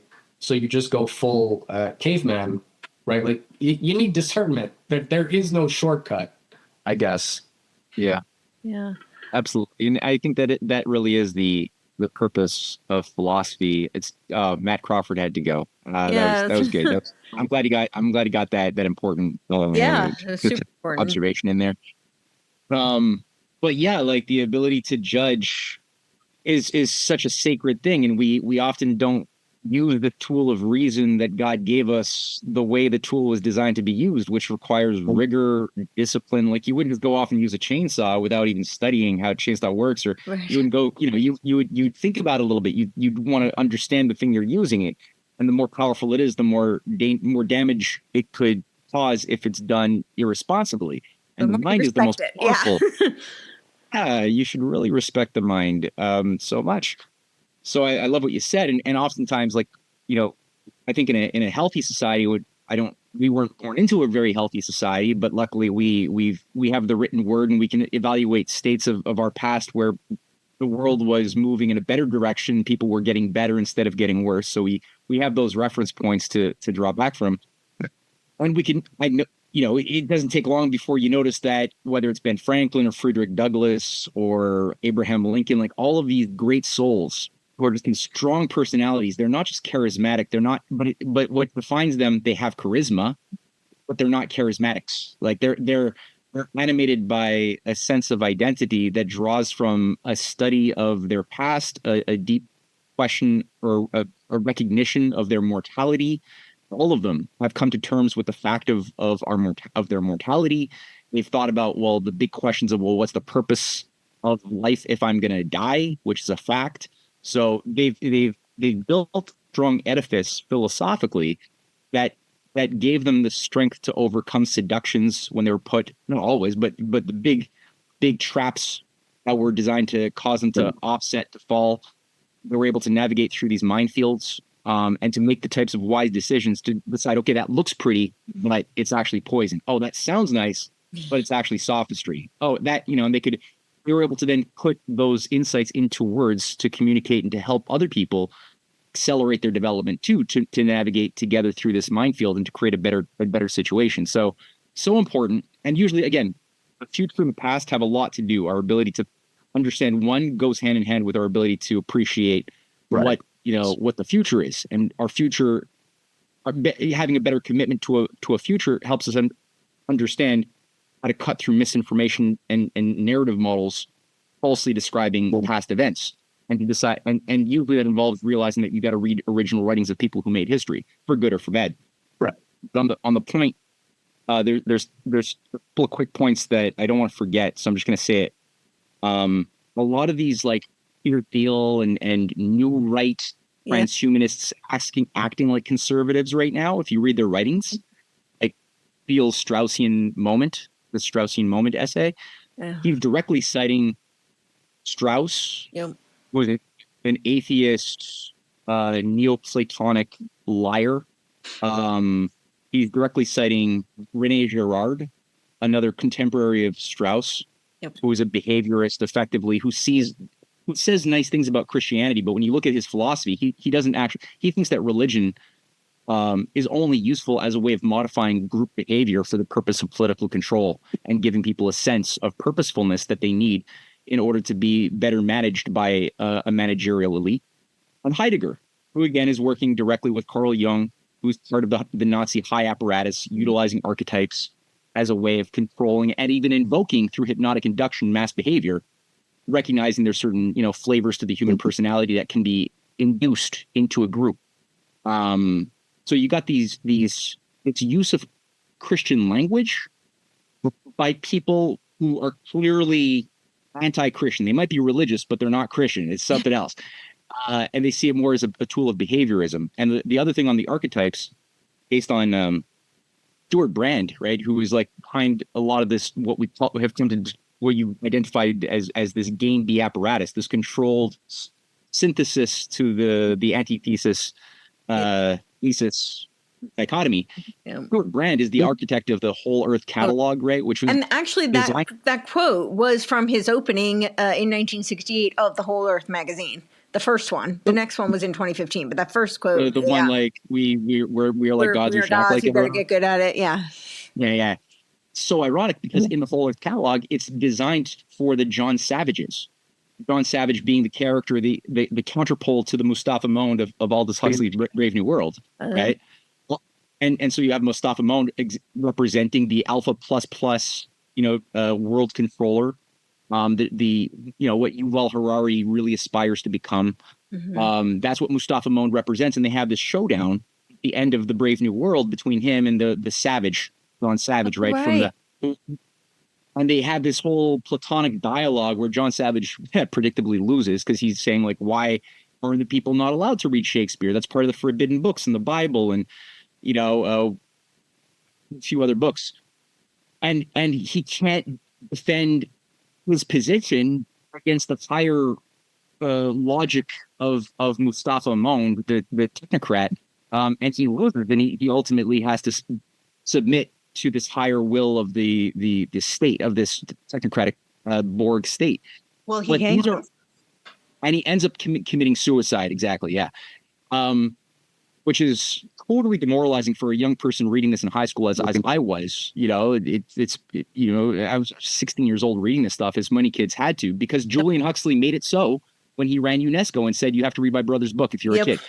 So all that to say, these become archetypes for what Stuart Brand, who's on the one hand a cyberneticist who thinks that he's part of the inner club from the 60s. You know, he's one of the controllers of the Grateful Dead of Jimmy Garcia. Yep. He's one of the cybernetics transhumanists of Silicon Valley of the early 60s. On the one hand, along with Alan Trist, right, who is Eric Trist's son. Tavistock, yeah. Alan Trist is the producer for the Grateful Dead, but yeah.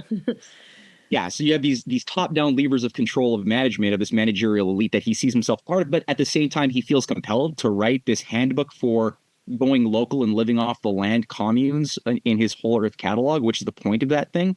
It's like, do you really care about people living off land and having these skills to make their own clothing and to, like, you know, turn your poop into fertilizer so that you could, you know, be off the grid? No, you're playing the game and you want to capture people into these archetypes of this false dichotomy, right? And the nation state plays no role in anything. That's the way to break the model. It's either you use the nation state as it was created, as a technology, a metaphysical technology to defend humanity and take down the power structure of this private occult class, or you let the private occult class take control of the nation state as a technology to subdue you as they want to, push us into this weird dystopia. But it's like the sovereign nation state is everything. And so I'm glad that the question of Westphalia was raised as well, that they want to go to a pre-Westphalian age of feudalism. This, and it's so important. All of the anarchist movements come out of that. And that's so important too, that the anarchists and the socialists and the fascists all have a common point of origin in the feudal movement of the 1820s, 30s, 40s of John Ruskin, who was also setting up the salons that Engels was a part of. Right. They were organizing the anarchist socialist communes of Bakunin and Prince Kropotkin, but into these mystery cults of Noyes in the U.S. and all over Russia. And no, they were all trying to destroy this American system, the constitutional system of organizing society, the way Lincoln had revived it with the Greenbacks, and that McKinley was doing, and FDR and JFK were all reviving this thing that they want to destroy because they know it's going to destroy them. Yeah. I just wanted to address with fascism and nationalism, because I think people do have that kind of impression that fascism is all about the nation state. And really, no, I mean, Hitler's a great example. I always say it was really not a battle of ideology at all. It's a battle of power. It was a competition between men. And really, it was all about imperialism. So in the fascist state, Hitler wanted Germany to rule the world. He wanted Germany to expand and take over the world, and Stalin wanted the same thing. So, I mean, they called it different things, but the difference was that Stalin was like, I guess in some ways a little bit more transparent about it, like, oh no, we're just going to create, this thing that takes over the whole world. Whereas Hitler was like, no, it's all about the Volk and it's all about being German. But the part that, that finishes that sentence is that, yeah, but Germany becomes the whole world and I rule the world. So, I mean, I think people often do conflate this idea that it really is nationalism, but it's not nationalism in a sense of like, the nation state and being, it's not patriotism. Those two are very different. And I think people often conflate patriotism and nationalism. But I think nationalism, if you think about it in the fascist sense, is usually about expansion of that nation. But it's not really all that different from imperialism. And then one other thing I wanted to say was just about Churchill. I think it's really interesting. He's a monarchist, right? And the woke right, who are just asking questions. And that is really part of it, is because you have to convince people they have, which is true. We have not been taught, really history. That has been very intentional. And, there's a whole dumbing down of, not just America, but, really, I would say everyone. But we certainly see it, here in the United States, true dumbing down of America. And the education system, and now it's going to be really bad.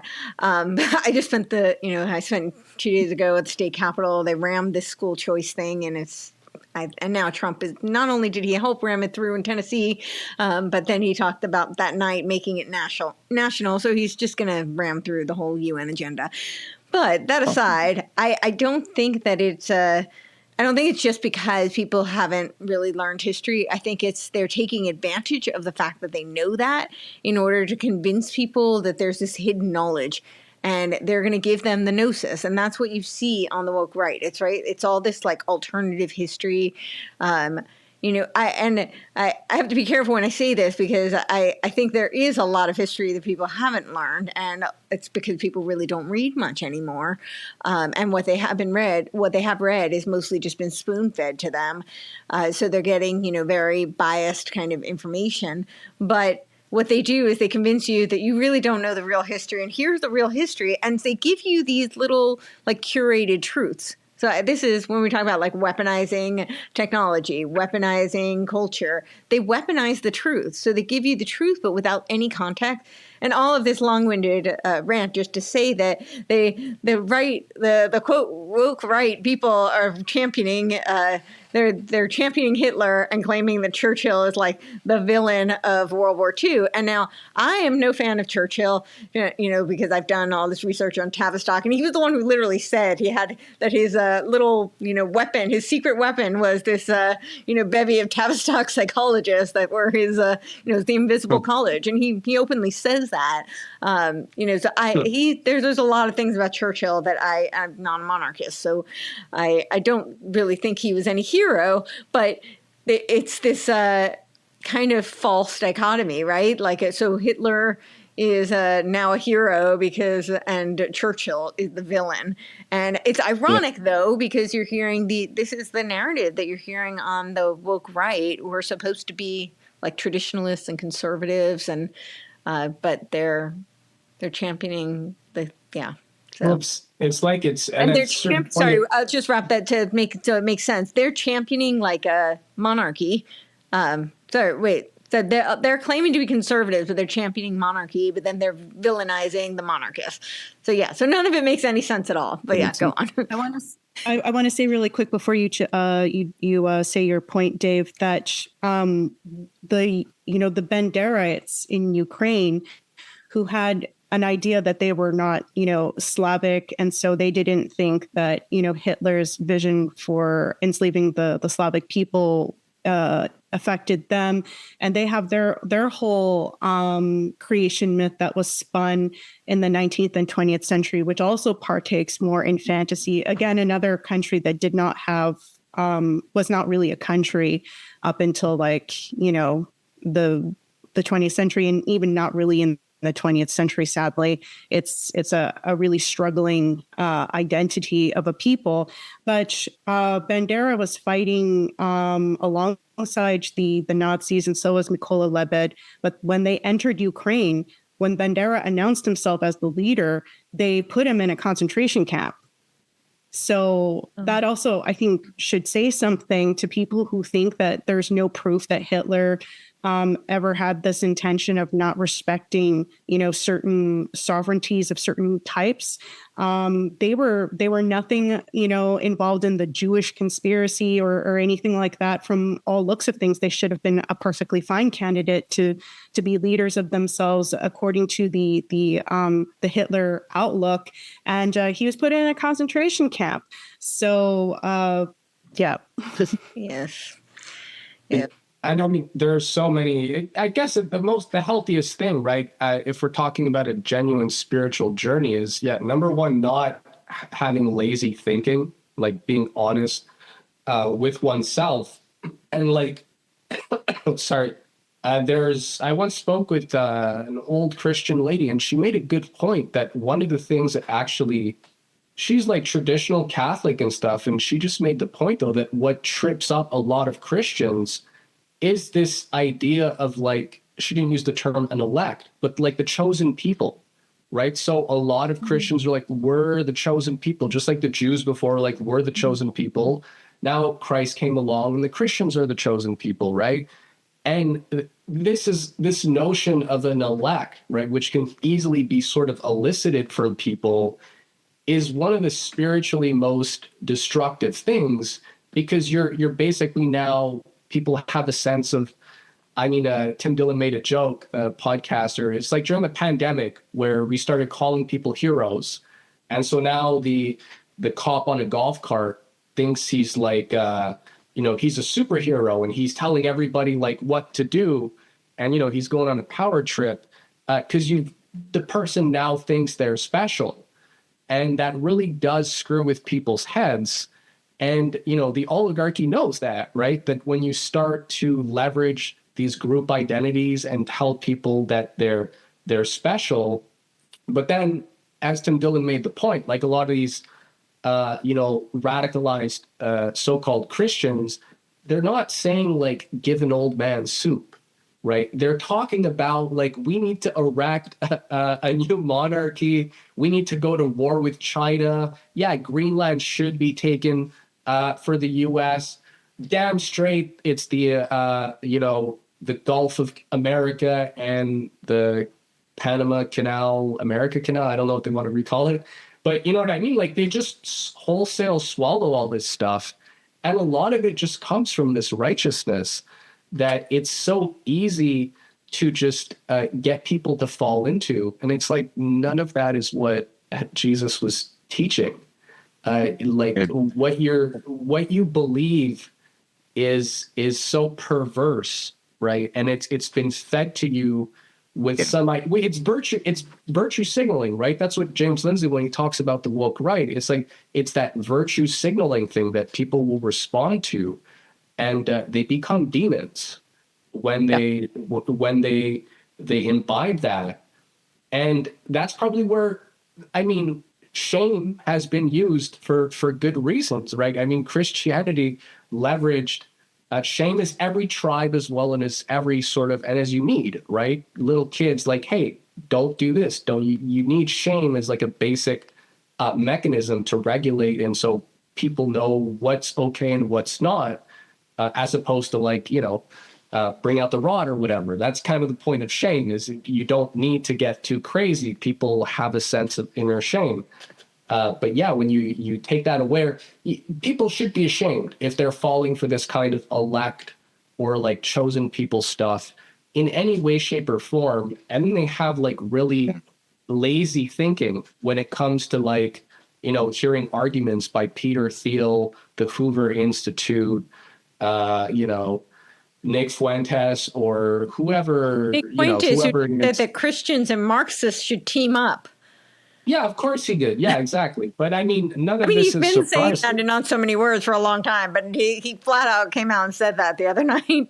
Yeah, and America should like increase its territories, and we should go to war with China. Like this is all you're really in deep once you start. No shame, shameless, right? It's kind of what you're bringing up too. Sorry, Matt. Just to bring up really quickly the whole thing of like the Gulf of Mexico becoming America, the Gulf of America, and the Panama Canal and so forth. Matt and myself have been discussing how this is really a repeat of what was the fight during the Civil War, the American Civil War, where you had like the Scottish Rite, with Albert Pike, leading this agenda that was called the Knights of the Golden Circle. And you can even look it up on Wikipedia, where Havana, Cuba was going to be the center of this circle, which was going to be a takeover of largely the southern part of the United States, all of Central America, and the northern part of South America. And the abolitionists who under, what's his name again, Matt, who was the leader? That was Garrison, William Lloyd Garrison. Yeah, William Lloyd Garrison were the other side of that false dichotomy, where they were also claiming, that they wanted to split from the South, but there was going to be a northern takeover, which was going to include Canada and the northern part of the states, and it was going to isolate basically, the people who were going to be the true unionists under Lincoln, who wanted to keep the country intact. So a lot of what's being talked about now is a very eerie, it seems, revival of these kinds of ideologies. And like the KKK was also involved in like the Knights of Golden Circle, paramilitary tactics, because they were a paramilitary group. Yeah, And well, kuklos is Greek for circle as well, to indicate the carryover of the Knights of the Golden Circle into the KKK, which is the right, same leadership, same membership. right. And you were bringing up, Matt, that the KKK had some influence of like Norse mythological or origin point as well, right?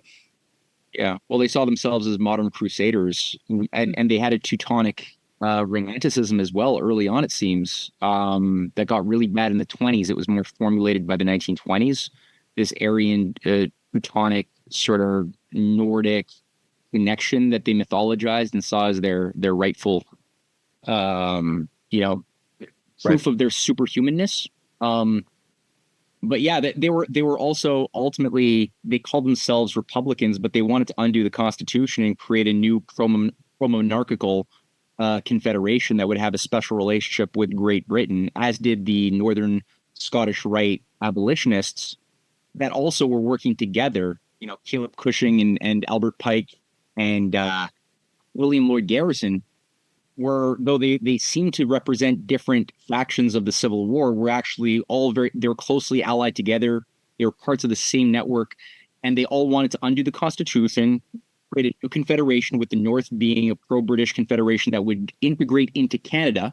So they wanted to join into they didn't want Canada to become more American. They wanted to integrate the Northern Confederacies of the Free States into the British control mechanism of Canada, as the whole, and the South would then go and have an expansionist slave system with Haiti and everything else in Central America and upper left, South America, as you pointed out and was shown on the screen there, the Golden Circle, but all would be managed as branches of the British Empire in North America, but would undo the 1776 successes.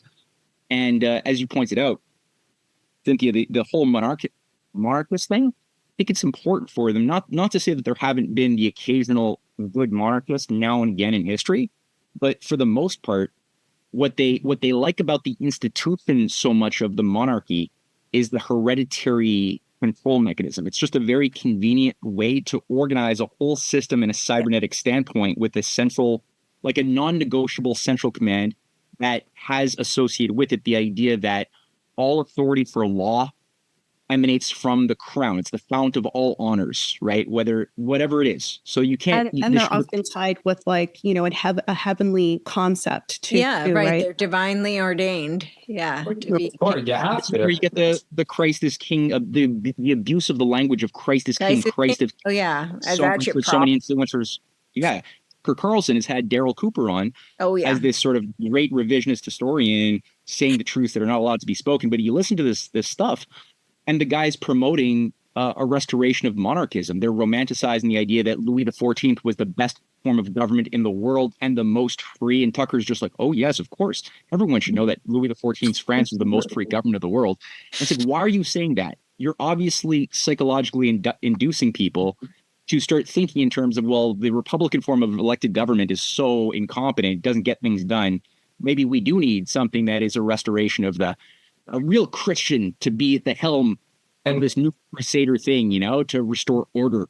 What I think is really interesting about this is there's so many parallels today. I mean, not just, the whole North American Union kind of concept, but that's kind of the more overt parallel. But with Project 2025, right? Because I don't really know that anybody's actually read it because it's like over 1,000 pages. But I have skimmed it and I've seen all the bullet points. And really what they're doing is very aligned with kind of conditioning for monarchy, because they're expanding the executive branch, which the executive branch is not supposed to be a dictator, right? The president is not supposed to be a dictator. That's why there are 3 branches of government here in the United States. It's supposed to be a checks and balance. I mean, we've kind of lost that.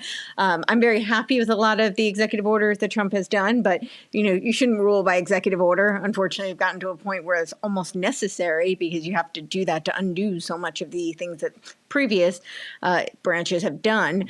But here, the other thing, too, that I was going to point out was the Convention of States movement. And that also has a lot of backing by similar kinds of, definitely Heritage Foundation, it looks like, definitely similar Koch money ties. Like very most recently, it was Pete Hegseth who was championing this Convention of States, like really recently, because this has been a movement for a long time. But it's very much on the quote unquote right, which does not, I mean, it doesn't philosophically make sense if you're a constitutionalist, because they want to rewrite the Constitution essentially.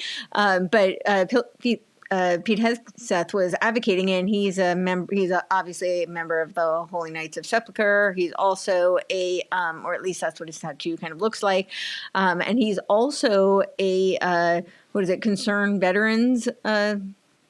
I forgot what that organization is called, but Concerned Veterans, and that's also like a Koch brother heritage kind of tied. It looks like just like that whole consortium, Mont Pelerin and Atlas Network, but they're all kind of vying for this overgrowth of this bloated executive branch, which is kind of preconditioning for monarchy, and then this Convention of States, which is also kind of rewriting the Constitution. I think it's really dangerous. And of course, the people on the right keep advocating for it, saying, oh, well, we need, this is going to reinforce all the things we want. And I'm like, even if their intentions were really good and really pure, and you had people who really understood the Constitution and wanted to reinforce it, I mean, that it's just really opening the door for all sorts of infiltration. It seems like the people who want to subvert it are going to win because they're better at that stuff anyway. So, and I mean, the one psyop that we did not even mention that has sort of really psycho-spiritually messed with everyone is the migration stuff. Oh, right? yeah. Which, the migration the again. HB1 visa, right? The Koch brothers and like the DEI stuff, they brought in way too many people, a lot of people for cheap labor. I mean, this was supported by like the most powerful and greediest corporations who did want to use cheap labor and, basically destroy workers' rights. These things are true. It was the Koch brothers, they support DEI and stuff. But at the same time, what is like the reflex reaction that is then sort of manipulated on the woke right is that, well, again, you got a sort of racist, ethno-nationalist idea that springs up, right? You got people like Jared Taylor, who I didn't even know who these people were. Like, they're just open, like they talk real normal, and they're just like, straight up white nationalists, but like, of course, they don't support, they're all like polite. And a lot of people are like, ethno states are more stable. If you look at populations, if you take like a statistical survey of Japan, there's like zero crime, right? Notice, because they're all Japanese. And if you take the crime statistics of the US, where it's all mixed race, and there's a lot more violence and there's a lot more conflict. And so, therefore, says Poindexter, we should have pure, ethno states that are more stable. And this is more traditional, right? We want a traditional Christian country. And it's so, it's warped because it subverts the whole American idea in so many different ways. Yeah. And it uses abuses that have been committed by the same powers, ultimately, that are then pushing the, a monarch ethno state at the end of the day, but who have used migration as a weapon to sort of first beat everybody down before they ascend to, a new monarchy, a new techno king.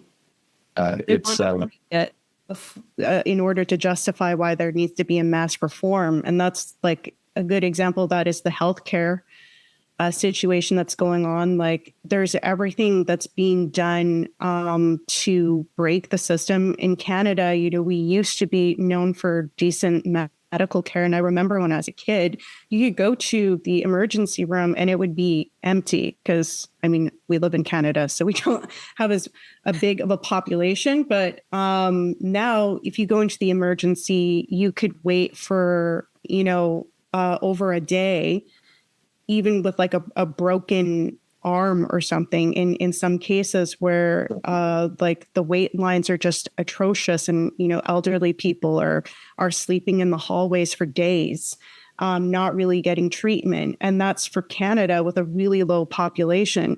And it's being done clearly on purpose. In the case of Montreal, we had the head of our hospital for the English system, because we actually have a French and English system here, which is that, discombobulated. But he bankrupted a hospital in Detroit before he was hired to be in charge of our hospital in Montreal. And surprise, surprise, like left with millions of dollars. And I think he went to Panama, actually, and he claimed he had cancer, and that he couldn't travel or whatever. I don't know what ultimately happened to him, but the point being that was a very predictable result. And during that corruption case, it was found actually that a lot of head nurses were also taking funds. In one case, a head nurse took like funds to renovate the hospital he had actually used for his own home. And it's just so ridiculous, like at this point, the corruption.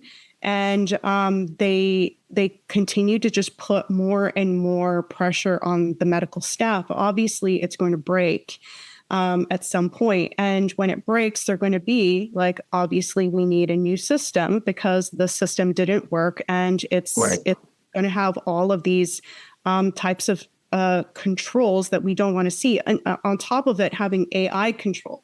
Like doctors are actually being really dumbed down now to look at a computer that will tell them probabilities so they're not even thinking anymore in cost-effective probabilities. So now that's going to come into a decision. Is a computer is going to decide, whether you merit a certain expenditure of care and what is your probability of survival, which I don't think a computer can do, because it can't have like a global idea of a person. And obviously also it matters what that person's psychology is, because we all know that like a person's spiritual state, or like their level of negativity or anxiety or whatever, also really affects outcome, these sorts of things. If you want to die, it's going to be harder to save that person due to that psychological mindset, or if you're convinced that you are going to die. So, yeah, I think the immigration crisis is another situation where, like Dave was saying, it's orchestrated by the very people who want to have this idea of like, one race in one area and another race in another area. And that was always like the blood and soil League of Nations type concept for the world.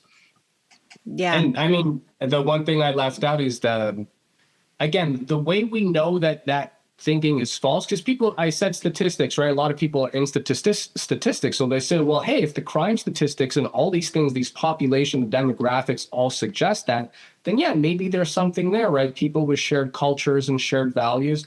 This is a pretty seductive argument for people, right? That there's just people are more peaceful when they're amongst their own kind.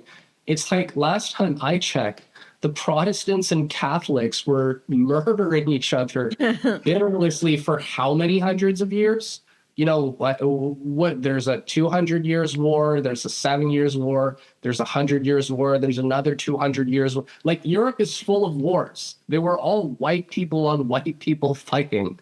They're literally most of them, and arguably nothing caused more destruction than the Catholic on Protestant wars on Europe. It was not, Nigerian pirates or, whatever, Moroccan gypsies. It was really Protestant. It was the bitter civil strife, American Civil War. I mean, it was that was Protestant versus Protestant. White Protestants versus white Protestants for 5 years. So that's like, hey, buddy, like you're really not thinking if you're susceptible to like, well, maybe we should have a pure ethnos. Maybe we'd all be happier if everybody was just our color. Like you've lost the plot, right? Yes, socioeconomically, the behaviorists actually know this. The social scientists, they know this very well.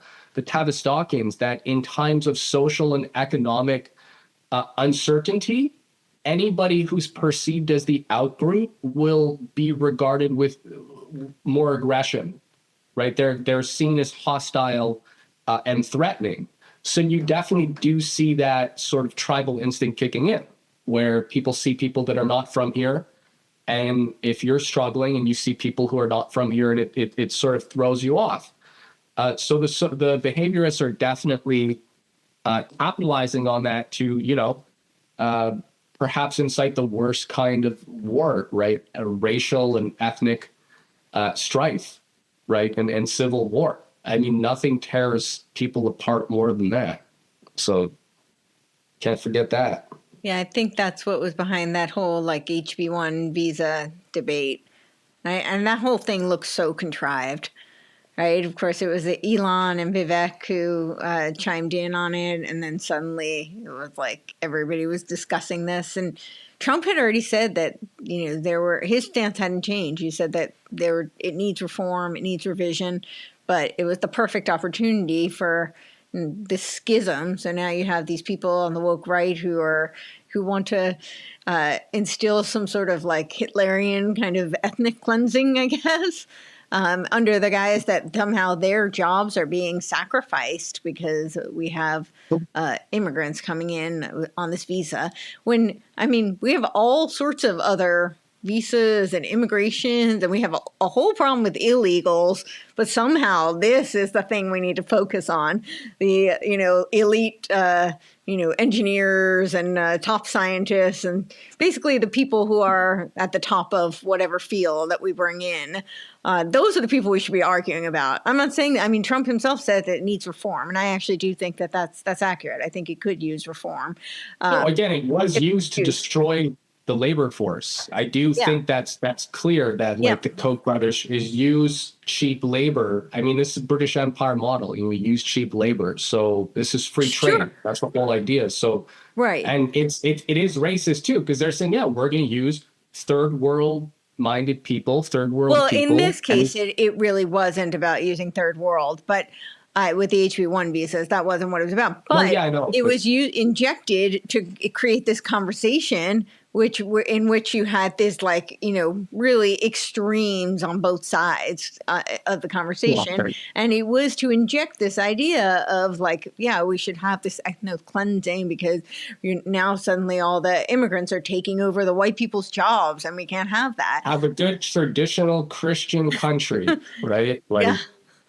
That whole conversation, this is what I mean when I say a lot of this narrative I really saw seated in, the indie sphere. Because I kept hearing this, how America was a Christian nation. Years ago, this was not woke right people. This was, this was a lot of the independents. And their argument was that it was a Christian nation and that somehow the Freemasons had polluted it.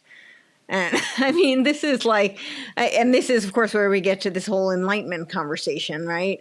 Where they just lump the whole Enlightenment into one. There's no differentiation between any of the Enlightened thinkers.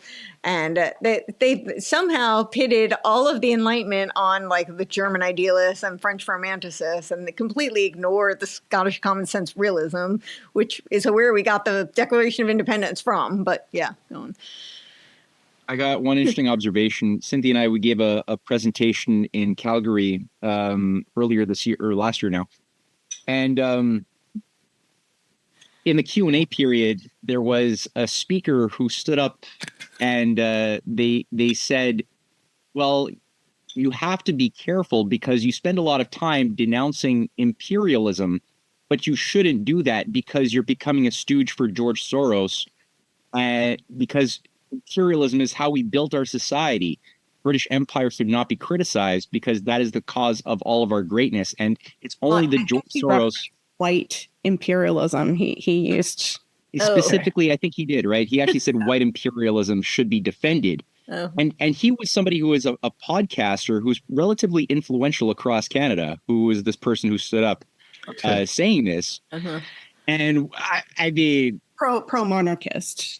As well. Obviously a Canadian, pro-imperialist, pro-Churchill, and the idea is if you attack imperialism, you're attacking whiteness, and thus you're going to become a stooge for George Soros. So you've got this this mindless reflexive reactionaryism, which is, and he's not alone, obviously. He's influencing a lot of thinkers, and he's a representative of this broader subsection that's growing of the population, which is afraid of the future. They're seeing that the job market sucks. They're insecure financially. And so they're more inclined, as you guys were pointing out, to cast blame on a visual demographic that might, be very visible because we have a total open borders policy that George Soros actually did take lead in overseeing clearly. So there was these very convenient scapegoats to go and lynch mob instead of actually dealing with the top down oligarchs who have caused this problem to begin with. Nobody wants to actually use the mind work to think about,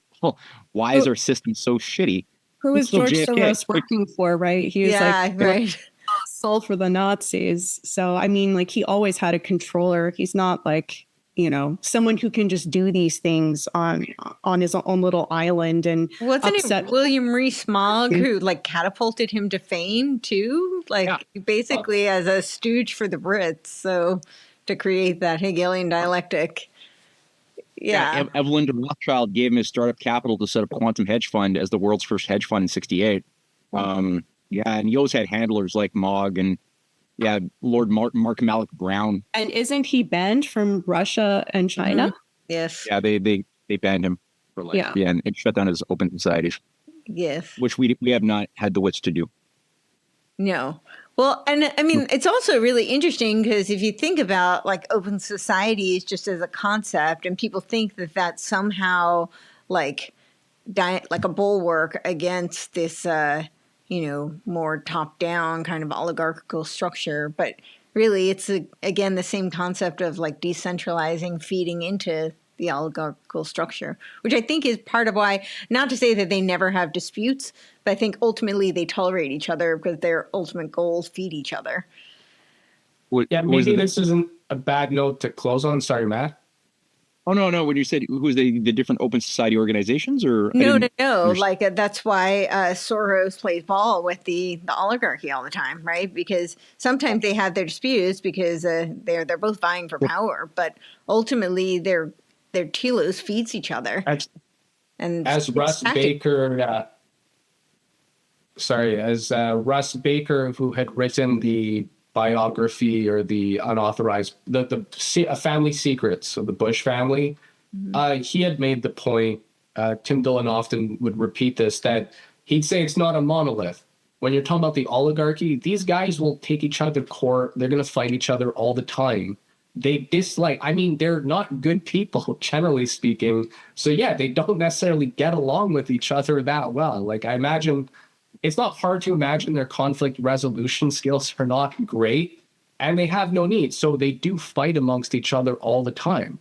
And I think that's clear when you see the way there's different management theories, right, about the best way to run nation or the economy, best way to compete with Russia, best way to compete with China. But that doesn't mean they're not all occultist Satanists. At the end of the day, I mean, there are occultist Satanists on the left and there are occultist Satanists on the right. Sorry. Whether it's a Tucker Carlson or a Dugan or a Yarvin, and it doesn't mean they're worshiping some guy with plastic devil horns, right? It just means they believe worship Aleister Crowley. But literally. Some of them don't. Some of them probably sacrifice some of their kids or whatnot, right? But they have an esoteric, they're power cults, right? So any kind of satanic power cult, they believe in power and they believe in using an exoteric and esoteric sort of philosophy for that. But that's on all sides, though, just to say. So, it's not a monolith. And anybody who, gets thrown because they see different faction fights, I mean, this is pretty, that's silly to think that, there isn't this top-down program just because, management doesn't always agree. That being said, the Bertrand Russell, Dewey, soap opera drama, the Fabian Society was very good at the gang counter gang type theater. But at the end of the day, even though they seemed to dabble in every single possible group that you could join, they never criticized the League of Nations construct, right? So I think that, and you are allowed to like kind of go to war with certain camps, and sometimes it is, real, like you can suffer a real consequence, I guess, to it in terms of your level of influence and such. But at the end of the day, there's still an agreed upon structure that if you're a part of these kinds of groupings, Rand is also of this kind of philosophy. It's very Trotskyist, where that's like or Game B, right, which Courtney's done amazing work for, and she gave a really good, crazy thorough presentation to Rising Tide, for which is a mini like master. Well, it's a masterclass, yeah, on Game B. And this is the new way where they challenge each other to come up with the best system, and you battle it out in the realm of ideas. And, it's survival of the fittest in this form, but it's always subservient to a structure that is kind of, it remains unnamed. It's like the invisible college structure. So it's still serving a destination point. Yeah, I know we need to wrap up, but I'll just mention one more because this is kind of like the elephant in the room, one that we didn't mention. But of course, the woke right are obsessed with vilifying the Jews, which is kind of an old tactic. But it falls very much in line with Hitler, with the Theosophists, right? They were always kind of, they thought that, like Blavatsky herself said, that the Jews were the lowest root race because they were more animalistic. She was diametrically opposed to any kind of monotheistic type of religion. So she was always railing against Judaism, Christianity in particular. And then, of course, Hitler adopted this. This was very inspirational for Hitler. He kept the secret doctrine on his nightstand. At least that's what I've read. So clearly it was of great inspiration to him. And since they've labeled fascism on the quote unquote right, then I guess this is a way that they're able to infiltrate these narratives and worldviews that, of course, the right should be adopting. But, again, I think it's because people don't really understand the history of fascism and communism. They don't understand they're an outgrowth of the same kind of belief system and worldview. So they're really not opposed. They were just dialectically opposed. And so, yeah. Beware of wolves in sheep's clothing. Yeah, exactly. Yes. It is literally the logo of the Fabian Society. Yeah, that's their coat of arms, and then their mascot's the tortoise for the slow and steady incrementalism. Yeah. So. No, you're right. No, totally. That is the other side of the story of the revival, or the reinvocation of full blown Nazi fascism, and we're seeing we're still in sort of the relatively early phases of it, but we can see where the trajectory is clearly going in a convergence of ultra left wokeism that also converges into fascism as much as the right does. Right. And the parallels are so clear. And we didn't even mention that, the Nazi high command, if you go back a few decades before the 1930s, when the Nazis took power after their own 9/11, proto 9/11 with the burning down of their own Reichstag, right. Those leading high-level Nazi killers were Wundervogels. They were all members of the Wundervogel movement of these, they're called the Wandering Birds of the 1911, 1912 to World War I. These young people who would just go and get back to nature, do orgies in the Black Forest and dance around, prance around naked for the midsummer festivals and whatever else. And that was like the hippies of the early 30s, that people like Carl Jung was a part of this process that they then was being coordinated, it seems, out of Monteverita in Ascona. That was like one of the central places for the coordination of this Wundervogel movement in Germany. But this was in Switzerland, but that was like a cult control center, the Mountain of Truth. Yeah. And that's what then was later on the base of Eranos and those conferences that oversaw the growth of the Annenelbe in Germany and the New Templars as well, that were also tied into the Theosophists and the OTO.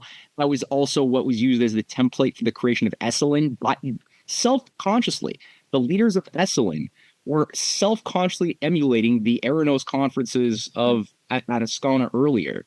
Right. That was the seed that infused this new Mithraic, mystery cult of New Templars, with the feminine principle, of course, that would encapsulate the emotions and the principle of eros on that side, while at the same time you had the hard right hand path, or is it left hand? I always forget, of the The Aleister right hand Crowleyite path.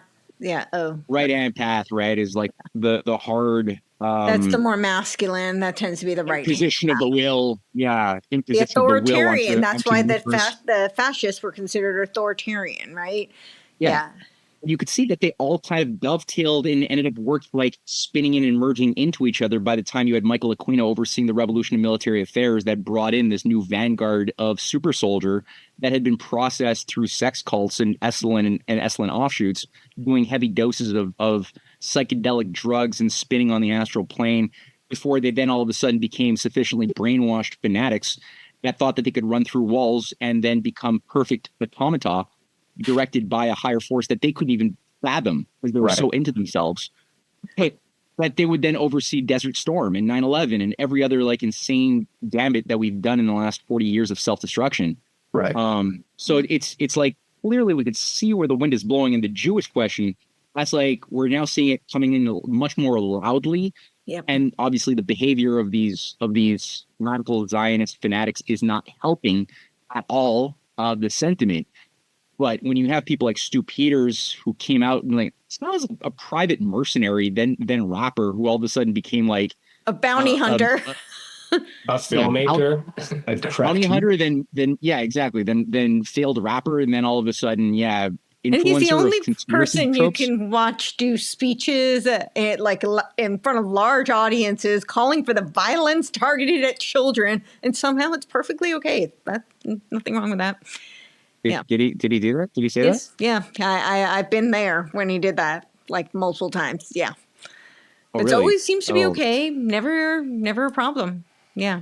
How is he spinning that? Violence targeting young kids? How does he? I don't remember the last time he did it because I was so horrified by it. But it was was it 2 years ago? Oh, he can probably pull it up. Maybe he's looking. I don't remember what he said, but he was calling for the violence of children. I'll have to look it up. I would want to take. I would use that in battle if you could pull at it at some point. Yeah. Not right now. If you can't get it, not a big deal. But yeah, like this guy is like putting forth hardcore I know pro-Nazi. there was some sort of Catholic charity involved. I don't know. He might pull it up, but yeah, go on. It's okay. Yeah. But yeah, like this guy's putting out like heavy doses of hard anti-Jewish propaganda. Like that's romanticizing Hitler, making Hitler out as the good guy. Right. Daryl Cooper is being spun to sort of make apologies for Hitler so that we could all at least understand that Hitler was just a nationalist. That's being brought up in Tucker Carlson and Marty May nudging people like, oh, there's so many layers to this thing. So yeah, people need to like really think more deeply about how Israel was set up by a bunch of anti-Jewish, pro-fascist, roundtable anti-Semites who created the state of Israel over a century ago, who always wanted to get rid of the Jewish problem of Russia and Europe by convincing all of the Jews through terror that life is going to be easier for you if you go to live in the desert and get out of Europe. Mm-hmm. And that's at the heart. These are the people who created the Balfour Accords, right? Who were later on Lloyd George, who was a promoter of this thing, was also the guy who said, I'll be the Nazi prime minister. And, like that's the thing. They created Israel to be a place that would be useful for a period. The Frankfurt School, who were largely Jews, but they were used as propagandists to create this attachment to the Holocaust as victimization, right? It's the same thing they did with blacks, right? Their entire identity should be tied to the fact that they were slaves, which is ludicrous because not every black person has slave ancestors, right? So should their whole identity be tied to this, slice of history? And I think it's really insulting. Like any Jew should be insulted by that their whole entire identity should be tied to their victim because of the Holocaust. The Holocaust was atrocious and truly heinous, and I think purely evil. That, you know, I'm not justifying that at all, but I think Jews as a history of people are much more than just the Holocaust that some of them experienced, right? So, and it's, of course, and this again, how you see how they were scapegoated to use as propagandists, because of course now you point to them, you're like, oh, but they were Jews who were espousing this philosophy and this mindset that was then promulgated to Jews. And that really, you really did bring us full circle, Courtney, because now they use that oppression as well for Christians. Right. And it's always for the same goal, though, right? Whether it's for targeting, you know, Black Lives Matter and using the historic wrongs of racism, or German re-education, right, run by the CIA, leveraging German guilt for the Holocaust in order to turn Germany into a client state of the Anglo-American apparatus, or doing it same game playbook, but for the woke right. That. You said it. That brings us. Well, sir, and the irony, Israel was created by the initiative of fascists, and was Lloyd George, where the British Mandate of Palestine began, which ended up being the justification for the creation of Israel.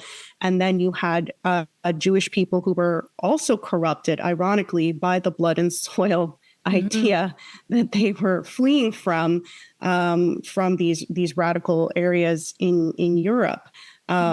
So yeah, there is a clear connection to fascism being at the root of the creation of Israel, unfortunately. But it's being used now to create this dialectical pole where, of course, that just fuels the fire for all the anti-Semitism we're seeing for the woke right. Which, I mean, they managed to blame like every problem in the world on the Jews. I mean, I see these comments. It's just like any bad thing that happened. Oh, it's because of the Jews. It's the evil Jews. Like, I'm like, can you be a little more creative? Like, are there any other problems in the world, or it's just the Jews? They're such a small percentage of the entire world population. Like, if they were really responsible for that much of all the problems in the world, like, I would say get rid of them. But like, clearly that's just ludicrous. It's just not even physically like possible. I would just point out, okay, our Jews aren't running the CIA. No. Jews aren't running the FBI, right? They're not running MI6. No. But they're not running MI5. They're not running the Five Eyes. They're not running the City of London, right? The Jews are being attacked for the whole financial situation. And you look at City of London, it's like over 800 years old. And the Jews were always like in service to this. If anything, they're not the ones who created it. And just to also clarify, when I made that statement, which was I think a volatile one of like fascists being at the root of Israel, I'm not saying Israel should not exist anymore, although the leadership is very fanatical right now. Sure. But the leadership isn't representative of the Jewish people worldwide, or the Jewish heritage, which I think that is being wrongfully attacked. Obviously, the leadership within Israel is not great right now, but that's not saying that you should, eradicate the country at this point. I agree. And I mean, that would be like saying, I mean, I'm not such a fan of a lot of the American government, but I don't think that means that America should be eradicated or that the American people are somehow responsible for all the evils that have been promulgated by their government or, evoked by their government. So you are a sensible woman, Courtney. Thank you. But let's just maybe at some future time we could do like a deep dive on this question of like debunking the anti-Jewish tropes, because there's definitely really bad Jewish banking families like the Rothschilds and the Sassoons and the Montefiore's, and I would argue most of them are Satanists, but yeah. Well, but that's the thing. That's the punchline, right? And the Rothschilds never lived in Israel. The Rothschilds never lived in Israel because Israel was always created as like a fueling ground for like, for them to have like a permanent warfare state with the Arabs around them. And so there were the elite, how did Kalergi call them? You had the Reformed Jews and the non-Reformed Jews. Mm-hmm. So he was saying that the Rothschilds were part of this acceptable grouping of Jews. And it's, I think, very telling that the Rothschilds never lived in Israel because it was always meant to be a fueling ground for like Armageddon. Right. Yeah. No, it is. Well, I would love to do that show. And I guess I don't think we were able to find it, but if I find it, I'll send it to all of you and maybe I'll post it below. But yeah, everybody give their plug. Thank you so much. This was awesome. So I'm glad we did this for sure. So who wants to go first? Thank you, Courtney, for pulling this off. All right. This was fun. You're welcome. Okay, bye, guys. So look, Talk before you soon. leave, plug everything. Yeah. You both have books that are amazing. Definitely tell everybody where they can find them. And David will, I was like, there's no need to plug. You have our Substack there, but it's true. The books. You should talk about the books. Yeah. Where can everybody find your books and your work and all that good stuff? Well, that's the Rising Tide Foundation website. Cynthia, her books, can people find them if they go to the Rising Tide, or should they just go to Canadian just Patriot? go to my Substack through Glass Darkly. I have The Empire in Which the Black Sun Never Set, and also The Shaping of a World Religion, from Jesuits, Freemasons, and anthropologists to the Ghost Dance religion. Right. Awesome. And my books are all on CanadianPatriot.org. And if Your newest books, Matt, are The Revenge of the Mystery Cults, a trilogy, which is amazing, and people They should are really amazing. Yes. Very, very Revenge of the dense. Mystery check. There's a recent interview with Courtney on it. Hey, yeah, and Dave just pulled up the books there. And I've just started yours, Cynthia, so we'll have to do a show on that too. And Dave, yes, plug your incredible work. People can go to Age of Muses. That's my Substack. I'm about to drop a whole new Renaissance series, the next installment, A Renaissance or New Middle Ages, coming out in the next few days. Matt, I just sent it to you. And my first book that I'll be putting together, my research for the last 3 years, tentative title, Breaking the Spell Over Western Civilization, something, something, something. If you sign up to my Substack, you will be notified. Awesome. All right. Well, I'm going to ask all of you to just stay on so that we can upload. But thank you all for watching and listening. And of course, you can find me at CourtenayTurner.com. I spell it like Courtenay, CourtenayTurner.com. And thank you all so much. Thank you. It was a pleasure. Thank you.